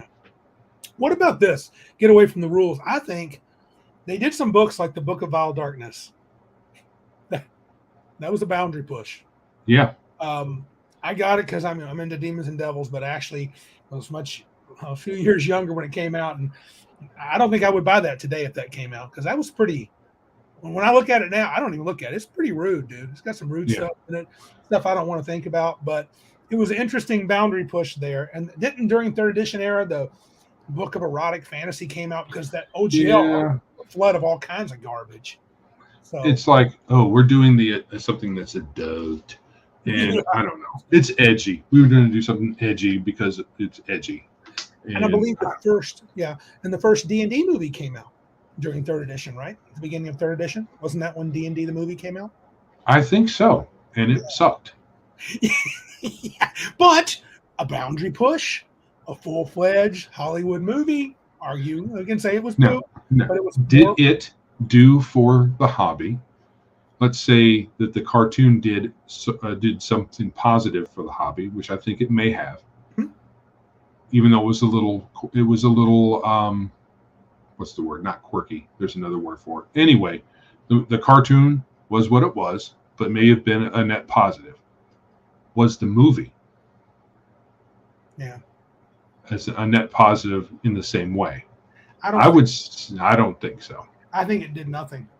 I think the only thing the movie did was do some stuff for the fanboy. Elle says it spread its name. I'd like to see some numbers. It didn't do anything for me. But the cartoon didn't do anything for me. Yeah, true. So, fair enough. Yeah. So maybe it did. Maybe it helped third edition be as big as it did, since it had at least one fairly decent named actor in it. Yeah. But the movie sucked. Mm-hmm. So was it a net positive or not? It'd be interesting to see if there's some numbers to that. I can imagine that it may have been. Mm-hmm. It was another attempt to put D&D in the mainstream. Hey, but hate if you want. You can hate all you want about third edition. It was the new hotness, and it was hot. It was very popular and grew the hobby. It turned Gen Con upside down. Did growing the hobby make it better? I don't know about that, but I can say it pushed boundaries, because next thing you know, everybody's making D&D stuff. And when you go to Gen Con the second or third year, when I was there, I was like, holy crap. Patrick says the movie took people out. Elle says it brought them in. Malachi might have the right of it. I think the Lord of the Rings movie did more for D&D than the actual D&D movie. We got back from seeing LOTR and gamed. We didn't do that for seeing D&D. Actually, we did, but I was so disappointed. I had a hard time focusing. Yeah. But yeah, I think that might be true. My wife fell in love with Lord of the Rings. And wasn't that around 2002? Something like that. I don't know the exact dates of it. Yeah. I remember going with a big crowd to see the first movie. Yeah, dude, it was 2001. So yeah, it was third edition era. What's this, Randy? Hate 3E all you want. I do, sir. I do. Okay. Yeah, you can hate it. I mean, I don't. It's still a big chunk of my library. Whether I'll play it again, I got a feeling I will. But especially when I'm eventually getting to my game, I have an idea because I'm playing OSE. I want to jump to 1E, 2E, and 3. This may take me years to get to my game, and that's okay. But I want to play the editions of D&D, and I may even force Joe to play 4th edition. Probably be 2 sessions. There might be something there we like. I don't know. Oh. As long as I don't have to read the book, it'll put me to sleep. No, because I probably won't either. We'll just fake it. So, right. Doctor Who. Elsa, yes. The movie had a big name actor in it. Doctor Who. I always forget the guy's name. He was like, was he the 5th Doctor? But I can't remember his name. Which did the D&D movie did? Yeah, he played the elf that said, humans do magic. Elves are magic. And he healed the guy's arm. Tom Baker. Yeah. Okay. 4th Doctor. Okay. No, dude. Yeah, so, I don't know my Doctor Who. I'm kind of on purpose. I don't want to know Doctor Who. He had the one scene. He might have been like in a couple other ones in the background, but he had definitely the one scene. Right. And then of course Jeremy Irons with the ham it up acting whenever he was on screen. Yeah, I actually hated Jeremy Irons and talked about that before. I found him the most annoying of everybody because I know he's a good actor, and he pooped on that role. He pooped on D&D, in my opinion. Didn't care. Yeah. At least the blue lip guy was trying to be a fighter. I'm a great wizard. He was just way overacting, dude. Had no time for that. But to each their own, man. I agree, Tim Caffeinated Grognard. There was only one doctor, Tom Baker. He is. Oh no! I just lost Bruce because he and I disagree. He loved Profion. Oh man, when Bruce and I hang out, which we're going to at some point live, not video, we're gonna hang out, dude. You're probably gonna have to arm wrestle over that. We're gonna have to arm wrestle, and we're gonna have to drink some whiskey, even though I hate it, and then we'll watch the movie and argue the whole time. It'll be a colossal blast. Yeah, I'm with you, Cal. Cal's got my back. I like the blue lip dude's part. Yeah. Well, once he got kind of the snake thing in his head. Yeah. He kind of he acted weird because he had this thing in his head, probably. But Bruce, I didn't like the movie. There was nothing about the movie I liked. Bruce, Profion was effing fire. All right, dude, you're welcome. Welcome to your opinion.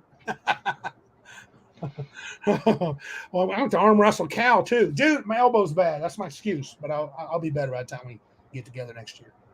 So anyway, what about 4th edition? So isn't this weird? So 3rd edition did 3.3.5, the adjustment, but then I want to say one other thing about 3rd edition. Go ahead. And I think at the very end of 2nd edition and definitely 3rd edition going forward, the homogenization of the game was afoot. That's where you had all the classes, all the races. All the races could be all the classes. There was less distinction between everything. Yeah.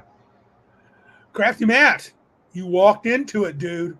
What hot crap did I just walk into? We got the hot live stream. Yeah. So let's 4th edition this thing. So what spoilers? What did I do? D&D the movie? What did I spoil something that's been out for 20 years? No, I do know the name of the blue lip dude, David Damodar. Damodar. That's the character name.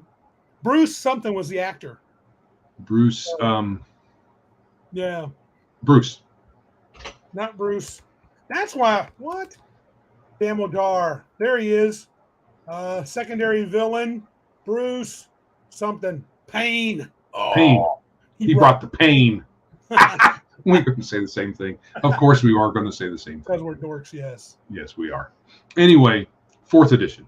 Mm-hmm. So continued. I think that probably continued some homogenization.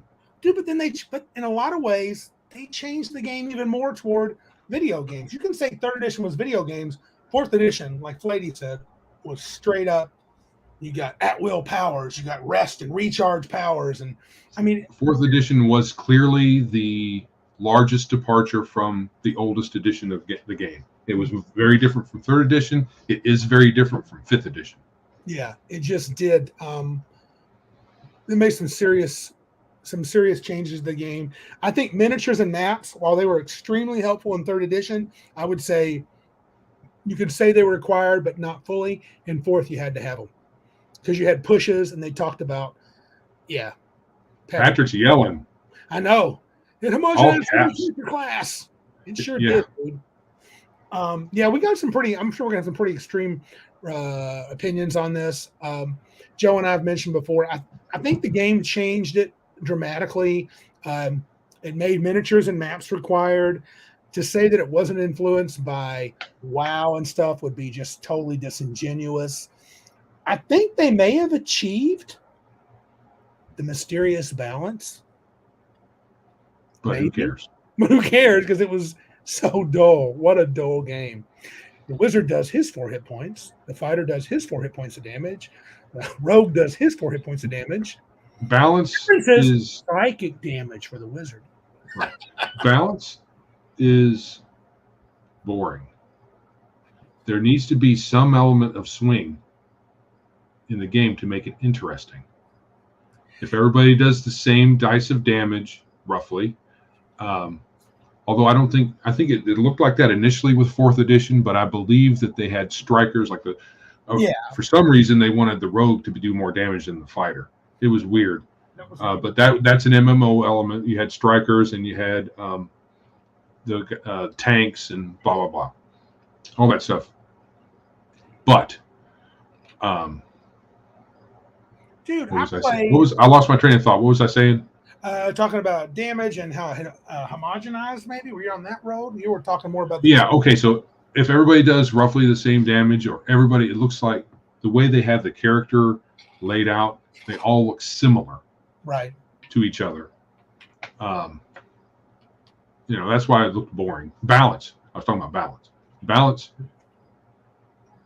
Balance is not the thing you should go after. Yeah, I think excitement is what you go after. I think characters have to feel like they're part of the game, though. You can't have a guy who's a sideline dude all the time. If he never gets to do anything because he's playing the dumb rogue, like once you get past 5th level in 2nd edition, the rogue is dumb, right? Because all his abilities can be replaced. I think whereas 4th edition made every character, even 3rd edition, with the experience. Oh, that's another one. Experience point charts got unified. Everybody gained at the same rate. If everybody gains at the same rate, then everybody has to be equally valid at whatever the most important thing is, which in D&D is usually combat. And then 4th edition made it even easier because everybody got spells. Even the fighter had the Tide of Iron. It wasn't a spell, but it was once a day. How can a fighter have a once-a-day physical attack that he does? But, I mean, they didn't care about that because it was super gamey computery. And some folks... So, you had to try to fit it conceptually within the game instead of worry about... I mean, it has a mechanical effect, and you just kind of forget about mechanical effects and try to conceptualize it and rationalize how it might come across. Now, I've met plenty of people... And there's a bit of maybe it's just where I'm roaming around on the web. There's a bit of a resurgence of the people that like 4th edition. Do what you want. I don't care. And I do think the game has to get credit again for pushing boundaries because it made a major shift. I mean, 2nd was a major shift to 3rd. 4th was a major shift from 3rd. So at least it did that. It did bring in, I think, some foolishness, though. And this was a dangerous move from WoTC's viewpoint. Remember those videos that got panned when they were alienating the fans with some of their comments? He's still doing that silly grappling from 3rd edition. Do you remember those videos? I have them linked. Right. Notes. I thought you were talking about the cartoons that they made that were really funny. Well, honestly, the cartoons were pretty good. They were better than the game. The tiefling and the gnome. Yeah. I'm a monster. That was actually pretty funny. Yeah, those were awesome. But I have a link down there. Were those for 5th edition or 4th? 4th.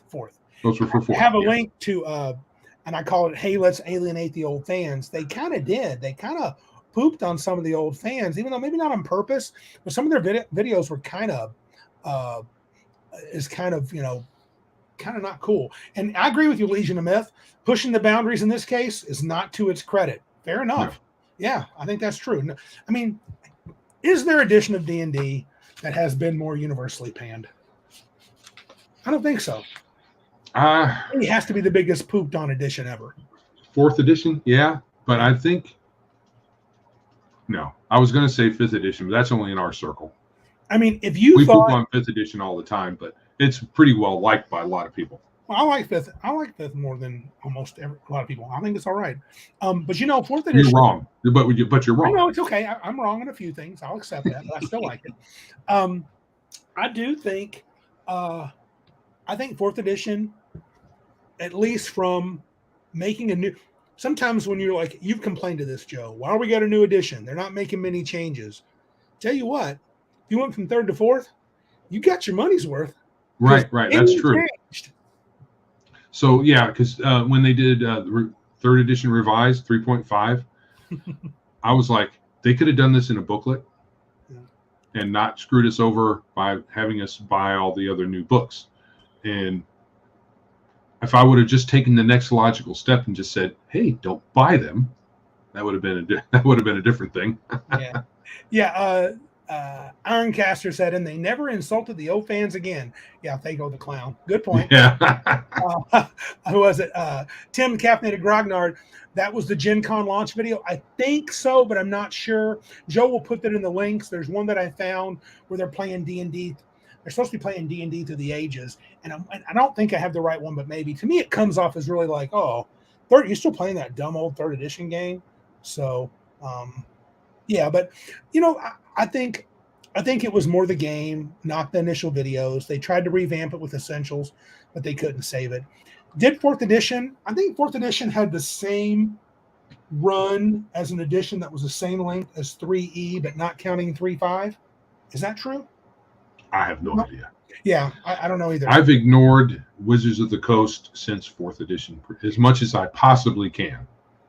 So it's real fuzzy. As fuzzy as it is for the other ones sometimes. Yeah. 4th edition to 5th edition is very fuzzy. So Crafty Matt is preempting our 5th edition. I think we can leave 4th. We didn't spend much time there.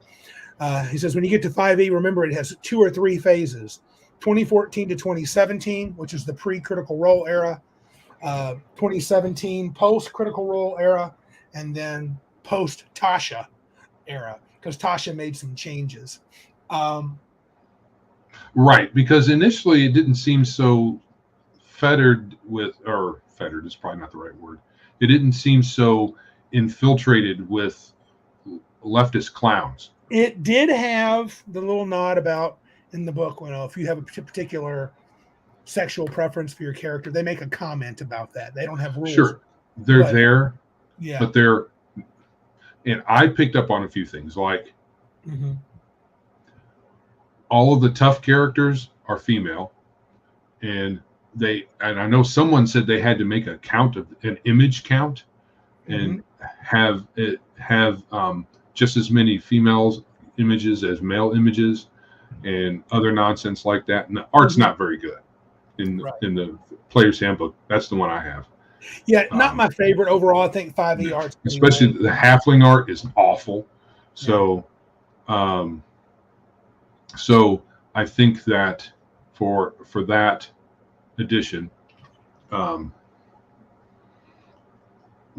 it first started out, even though there was some indication of it, it wasn't in your face. Yeah. Right.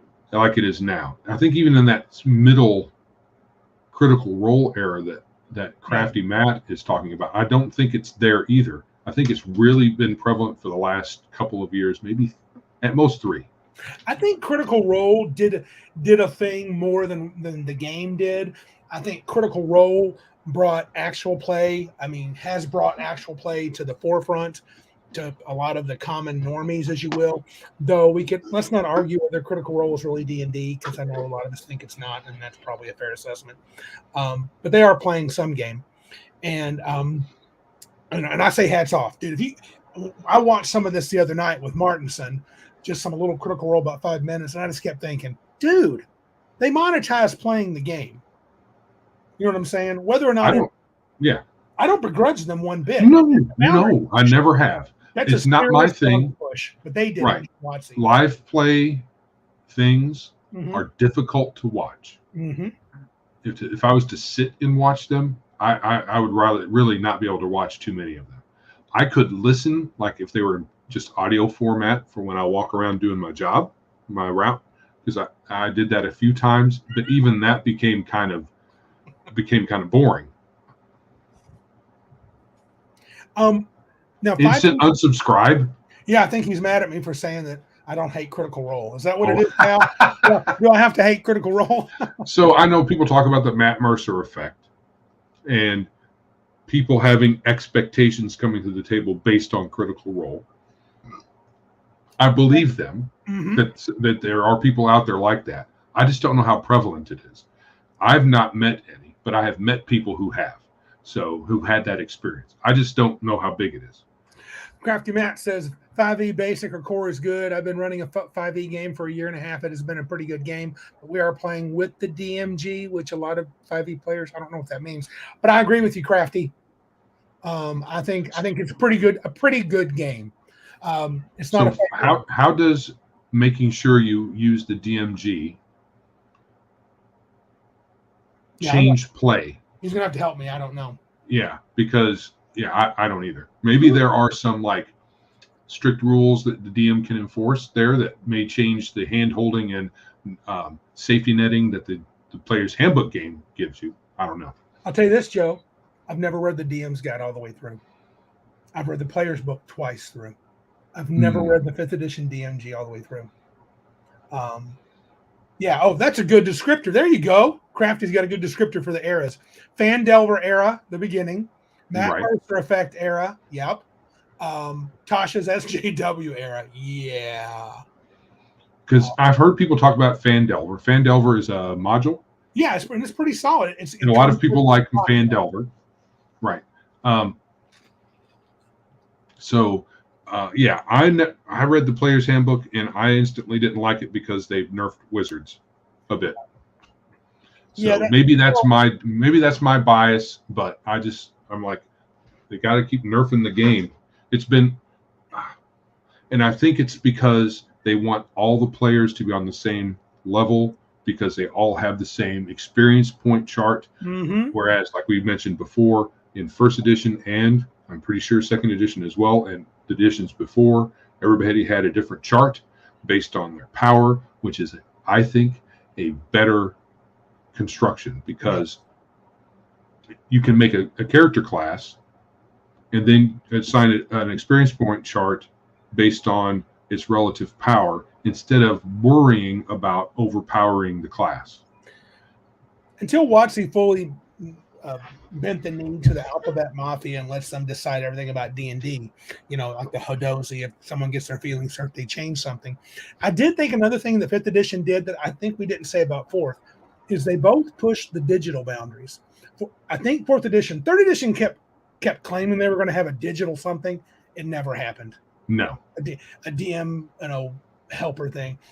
4th edition made a character creator that guys I know that like 4th edition, Greg D and your buddies out there, who I'm talking to, they loved it. He said it was great. Seems like D&D Beyond, we got a lot of friends that use that when they play 5e. That's pretty sweet. So at least they actually did what they claimed. They actually had a digital component. I think they did change spells in a unique way, even though it had been done in 3rd edition. Arcana Evolved did the heightened and diminished effects. They basically did that with 5th edition with being able to cast spells at different levels.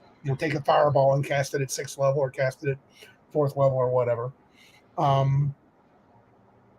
However, preparing a fireball in a higher level slot gives you very little bang for your buck. Absolutely. In comparison to preparing a spell of that level in that level slot. Yeah.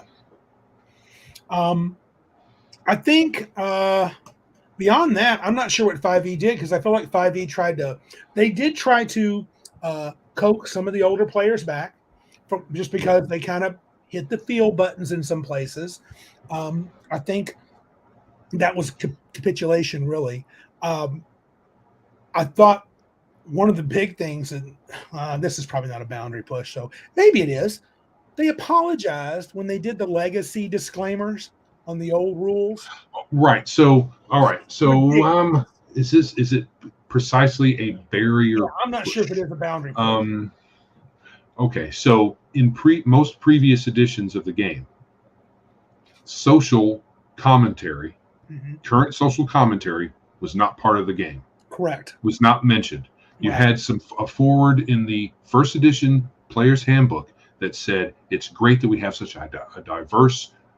They used the true sense of the word diverse back then. That was in the 70s when this forward was written.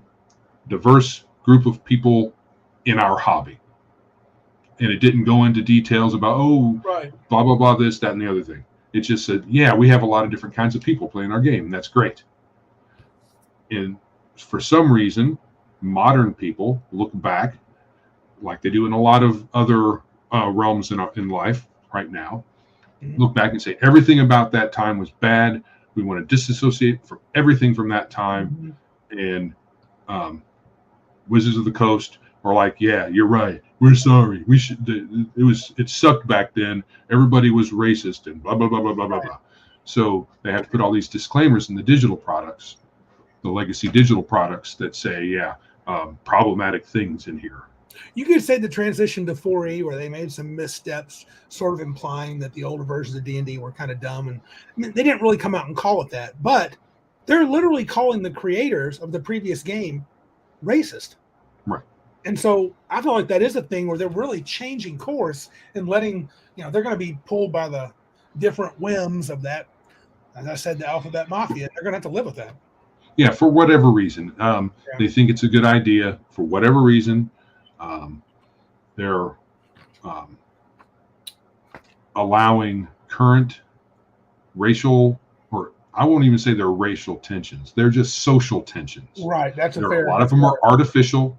Yep. And because growing up in the 80s and 90s, we didn't care. So whatever they're saying now is just all made up crap. So it's revisionist history, and it's made up problems, and it is a social issue now because people are they have a small amount of people making a gigantic noise, and for some reason Wizards of the Coast decided to go with it, mainly because there are a lot of leftists in Wizards of the Coast already. It's a creative. Yeah, it's because of it's a media company, it's a creative company, so it's going to attract those kinds of people. And as long as you're not an activist or raging leftist, who cares? But a lot of them are, so they decided to change course and apologize for everything, and think that having an adventure about being a fantasy barista, coffee barista, was a good idea. I mean, it's right now, Wizards of the Coast to me is just a laughing stock. Yeah. Patrick says, don't worry. Everyone, Evil Hat will make a newer, gayer RPG to save the hobby. Yeah. Don't worry. Yeah. They're coming. Yeah. And this is interesting. What's that? Tim, the caffeinated grognard, says presentism. Now, I listen to a podcaster who uses that phrase a lot, because that is it Tim? Because that does Tim use it a lot? Does Tim the grognard use it a lot? No, I'm just a different one. he's just saying said it here, and it's just I started listening again to I can't remember him now. I'm glad you are, though. He's good. He's good, and I can't remember his name for crap. I agree with David Dial. One more interruption. How could Evil Hat possibly make a gayer game? It's impossible. I agree, David. I think there's no way. But if anybody can, they can. They can do it if it can be done. Think locally, act locally. Remember that phrase? Yeah, our boy at love that dude, but I've kind of taken a break from him too. The history guy. Yeah. Oh, yes. I can't think of his name. So what is presentism? What does that mean? Presentism is projecting the present social ills into the past. Yep. Now, some people will go really far into this and this is a thing I have that I disagree with. They'll say you're using modern, you're expecting past people to adhere to modern moral standards, and not wanting to murder your children is probably a moral standard that's existed for a long time. It's not a modern moral standard. Right. So it's so stupid. Anyway, no one's going to get that reference because somebody said that in a podcast or maybe a YouTube video I was watching. I was like, I'm hearing his intro music and I'm hearing him talk. I can hear his voice in my head and I can't think of it. Brian McClanahan. Brian McClanahan. If you're interested in history at all, especially Southern history, dude is spot on. He is good. Right. Yeah. Brian McClanahan. Anyway, sorry for the diversion. Okay, so anything else with 5e you think where they did any boundary pushing besides bending the knee, changing the game to kind of, I mean, they did keep some 3e and 4e stuff. They really tried early on to build bridges to the old Grognard types, but they abandoned that I don't know if it was instantly or how long it took for them to abandon it. At least it was a couple of years perhaps. And then they, went full tard. Right. What about little predictions now? What 1D&D? Because it's about to unite them all. This is where I want to bring back L made the comment that Professor Dungeoncraft says every D&D version. I'm quoting you, L, so you can fix it for me. That every D&D version has always been 1D&D. I think what they're going to try to do, and this is all predictions, as we don't know, they're going to make their idea of D&D being a lifestyle brand fully realized. It's all going to be about living the dream, baby. You're in the Matrix. You're playing D&D on the internet. You're changing skins on your characters, which you pay for, and you're probably going to end up paying for every few. I think Max from Legion of Myth said you're going to pay for level ups. I won't be shocked. Randy, you have a good memory. Ooh. Just one? I have two. But, memory, yeah. Memory. You corrected him early on. And I wanted to star it. I don't know if I did or not, but I wanted to star it. I think that's going to happen. They're hoping for an evergreen model so they can. I think Hasbro wants an evergreen model. They thought 5e was that. I don't think this will be it. They're always going to be needing to update to bring Uniboob. Uniboob. Great lady. They said similar language when they were first marketing 5th edition. They said this we won't have any more editions after this. It'll just be called D&D from now on. Mm-hmm. And of course, that didn't happen. They also said, "There's what Legion said: $4.99 for level 10, $29.99 you gain 5 levels." Yeah, that's coming. Or $50 unlimited level. Unlimited, yeah, for a year subscription. For a year, even though everybody stops playing at 6th level. So yeah, it's similar marketing. Yeah. It's slightly different, but similar. They introduced the weirdo in their marketing campaign who said that they couldn't properly be your hero unless they saw someone like them in the products. That Asian woman in that video, when she said that, I'm like, what? Yeah, there was a whole book dedicated to people. I don't see myself in Gandalf. Well, no, but there was first edition had a whole entire book dedicated to people that looked like her. Oh, yes, they did. Oriental Adventures. There was a set in Karatur. There was in the BECMI run. I know that there was a gazetteer that had an Asian flair to it. I can't remember the name of it, but there's Asian chop suey, chop sake, whatever people call it, wire fu. That has been part of the edges of D&D for a long time. So it was just a stupid comment from someone who doesn't know history at all. Yeah. I think I can't imagine there's any way they can pull me into 1D&D at all. I've got suckered for many editions of D&D. I bought, after 3 or 4 or 5 years, I waited and bought the 5e books. There's no way I'm going down this road with 1D&D. We got you, Crafty. He wants us to talk about third-party scene. The third-party scene is saving fifth. Well, I didn't know it's saving fifth edition because there's Midgard. I know that's in the notes. I don't know anything about Brancalonia. I have never heard of that one. I'd heard of Midgard because it's been around for a while. That's good to hear if that's what they're doing. Are they doing some interesting things with the 5e rules? I think our own David Giles got something that's kind of a 5e variant. Isn't his Dungeons and Delvers based off 5e? Yeah. Well, there's all kind. He has all. I have his dice pool version. I haven't bought the other one. There's several different versions of that rule. Oh, okay. Yeah. On Big Geek Emporium. Oh, dig this. 10, the caffeinated grognard. Watch that video again for 1D&D. Laugh at the hypocrisy. Yeah. So many white men. Yeah, there were. Oh, I'm not gone. I just need the camera blocked. You can't see what I'm doing. It's dangerous. Sure. No problem. Yeah. Let's see. We talked about. Where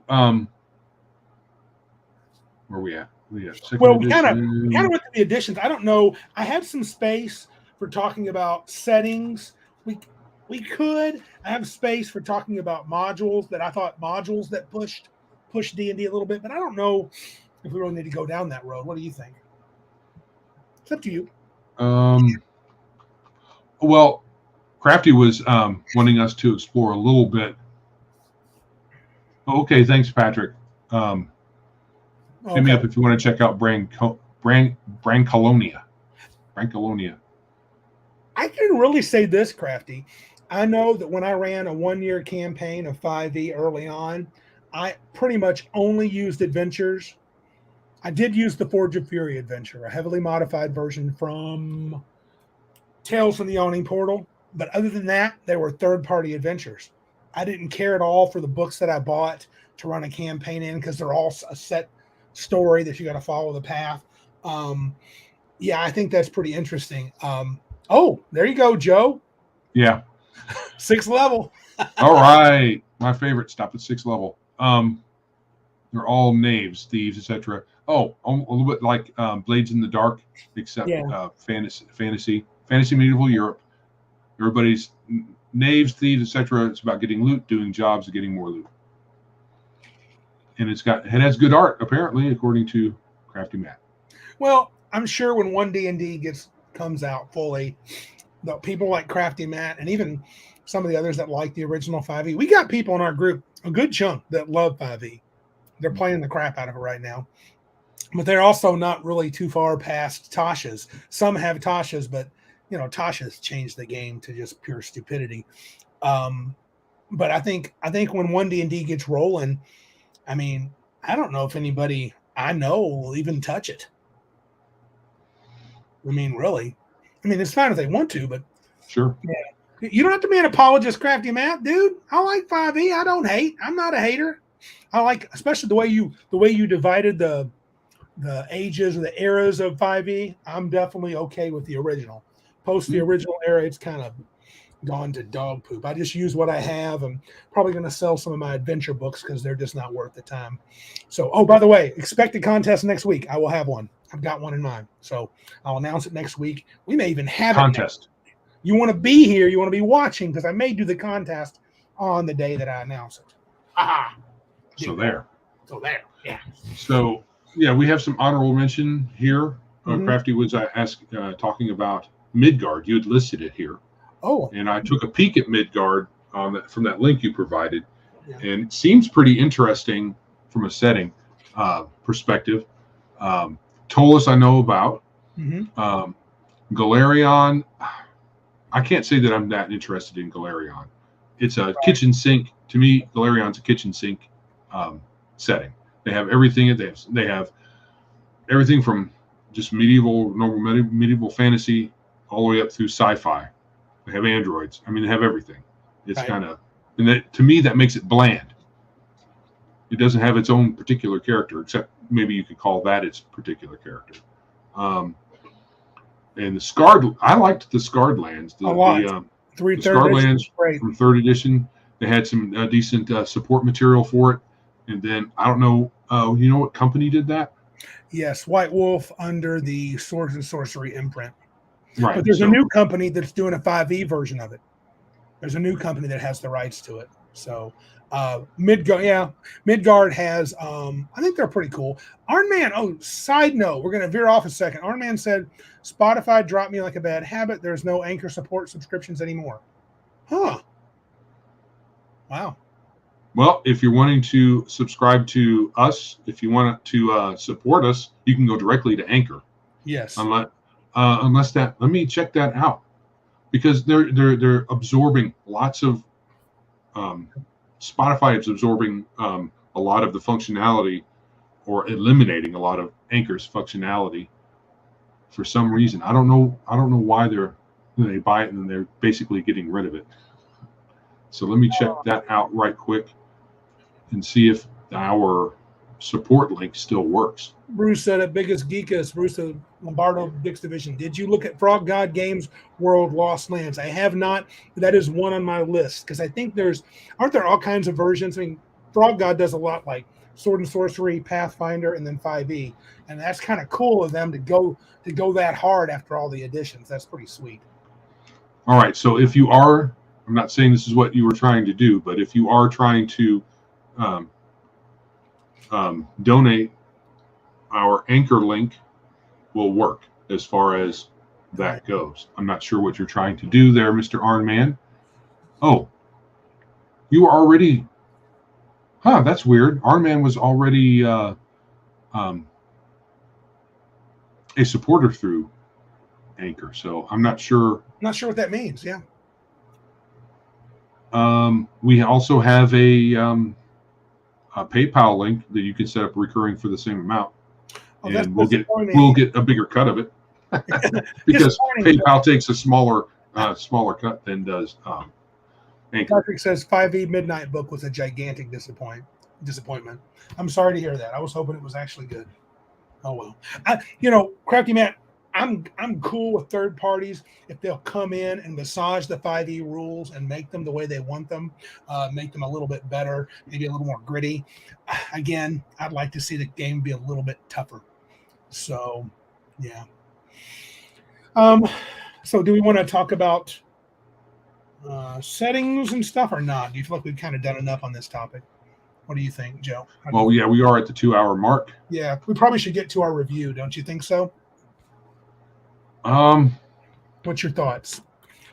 I mean, I got a bunch more we could talk about in settings, but I think we kind of done that before sometimes. So maybe I think their settings did push some boundaries. Do you want to make that a part 2 if we want to come back to this sometime, or not? We can talk about it off air. It's up to you. How do you want to do this? We're at the 2-hour mark, so I say we take what we have left here and make a part 2. Maybe boost it up a little bit. Oh, El made a good point. I can't believe I missed this. Boundary Forgotten in 3E, the contest. They had never done anything in that. 3rd edition WoTC did a contest for a new setting. That's where Eberron was born from. So, yeah, that was pretty unique. I remember when it came out, I was like, ooh, I'm going to do that. Then I realized, I'm not going to take the time to write all that crap out. So, yeah. Oh, this is nice. Anchor told me the program was ending and my current payment was the last they will take. That's awesome. I was wondering how long it would take for that to happen. Awesome. I'm being a little facetious. I listen to a writer's podcast, and they advertise the hell out of that. And so does Brian McClanahan. He's like, oh, go to Anchor. They'll pay you and blah, blah, blah. You can take donations and stuff. So we may end up having to take that Anchor link down, and you can do a recurring through PayPal, which is better for us and for you because we'll get a bigger cut. Ha ha ha ha. Legion of Mist says, no, Eberron was a contest to rewrite Earth Dawn into D&D. Did they do better? They do it better, Max? Was it better than Earth Dawn? Yes, everybody drink. Earth Dawn done right. That's nasty. That's Max a nasty. Come visit me just to punch me in my nuts for that statement. All right. Okay, so let's slide into the second segment so we can actually have one and get out of here pretty soon. Well, I'm actually saying, how about we take? Oh, you want to push? and we can make more out of it. Okay, push that into the next. Okay. Yeah, because we are already at 2 hours. Oh, so maybe we should. You want to call it a night then? Probably. Oh man, sorry guys, we're not going to get. I know I wanted to do that White Plume Mountain. Okay, that'll give us some more time to think about it. We'll make it super juicy next time. We'll do White Plume Mountain, and maybe we'll finish this Pushing Boundaries part 2.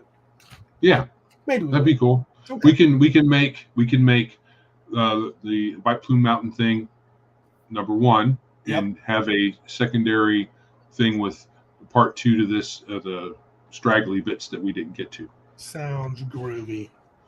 All right. Anyway, that being said, make sure that we look what Elle said. I'm sure Randy would play anything in the Raw. I might resemble that remark. In the Raw. I wonder if that's a double entendre there. I think it might be 2 times entendre. Yeah. Joe needs to get back to Big Geek Emporium stuff. He's been loafing. He's only been working nonstop for a few months now. He needs to get back to it. Oh, yes. Don't worry, Tim. WPM is coming. White Plume Mountain. Review. Tim needs to be on next week because he'll have something to say about modifying it. Right. So make sure you come back. It was a tease. We teased all of you. And, is POD working on Big Geek Emporium? It technically is, but I'm going to make it a little bit better for the for our creators, because right now it's real clunky. I made it work, but not really well.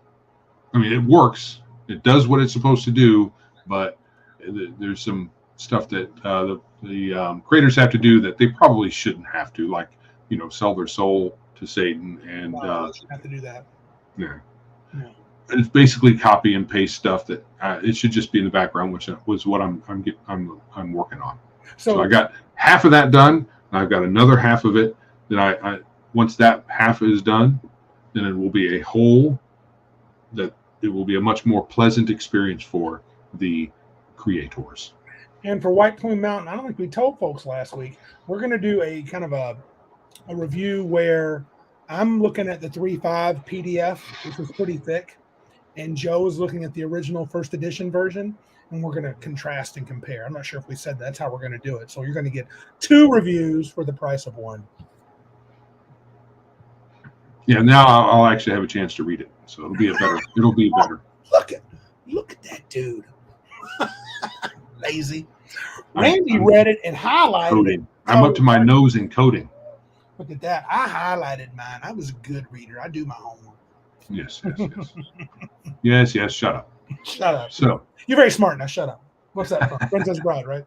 Princess Bride. Yeah. All right. So with all that being said, yeah. If you would like to support our show, yeah. Stop talking over me, weirdo. If you'd like to support our show, please like, subscribe, and share us in all the places where you are listening or viewing the show. Do all the things there. We're on all the socials where you find your video. We're only in one place with videos. I haven't really updated Odyssey in a long time, mainly because it requires things that we don't have.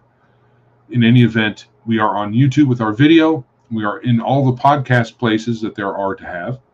If you'd like to support us in the cashy way, apparently our Anchor link is going to be invalid very soon. So you can go to PayPal, paypal.me/biggestgeekus. I think what we need to do so that we don't have to read all the links, I can just say, here's a link tree link. That's what all the cool kids do. Okay, let's do it. Let's be cool. I want to be cool. Either that or I'll just say links in the show notes. So that's probably a good idea. So we're on PayPal. We're at Streamlabs for donations. They will be in the links will be in the show notes. And we are on the web at www.biggestgeekuspodcast.com. Our email is thegeeks@biggestgeekuspodcast.com. And our store is biggeekemporium.com. Yeah. Anything else from you, Peanut Gallery? No, nothing from me. It's great to have everybody, man. Thanks for participating. You guys were awesome. Yes, great. We had great attendance. We went up to 22, which is it may be rookie numbers. That's all right. But there are numbers. There are rookie numbers. We like Yes. these dudes. Yes. Yeah. Good night, guys. It was so cool. Thank you for coming in. Night there, man. All righty. If that is all, this is Joe. And I'm Randy. And wait for it. And remember, if you can't be big like us, then be geeks like us.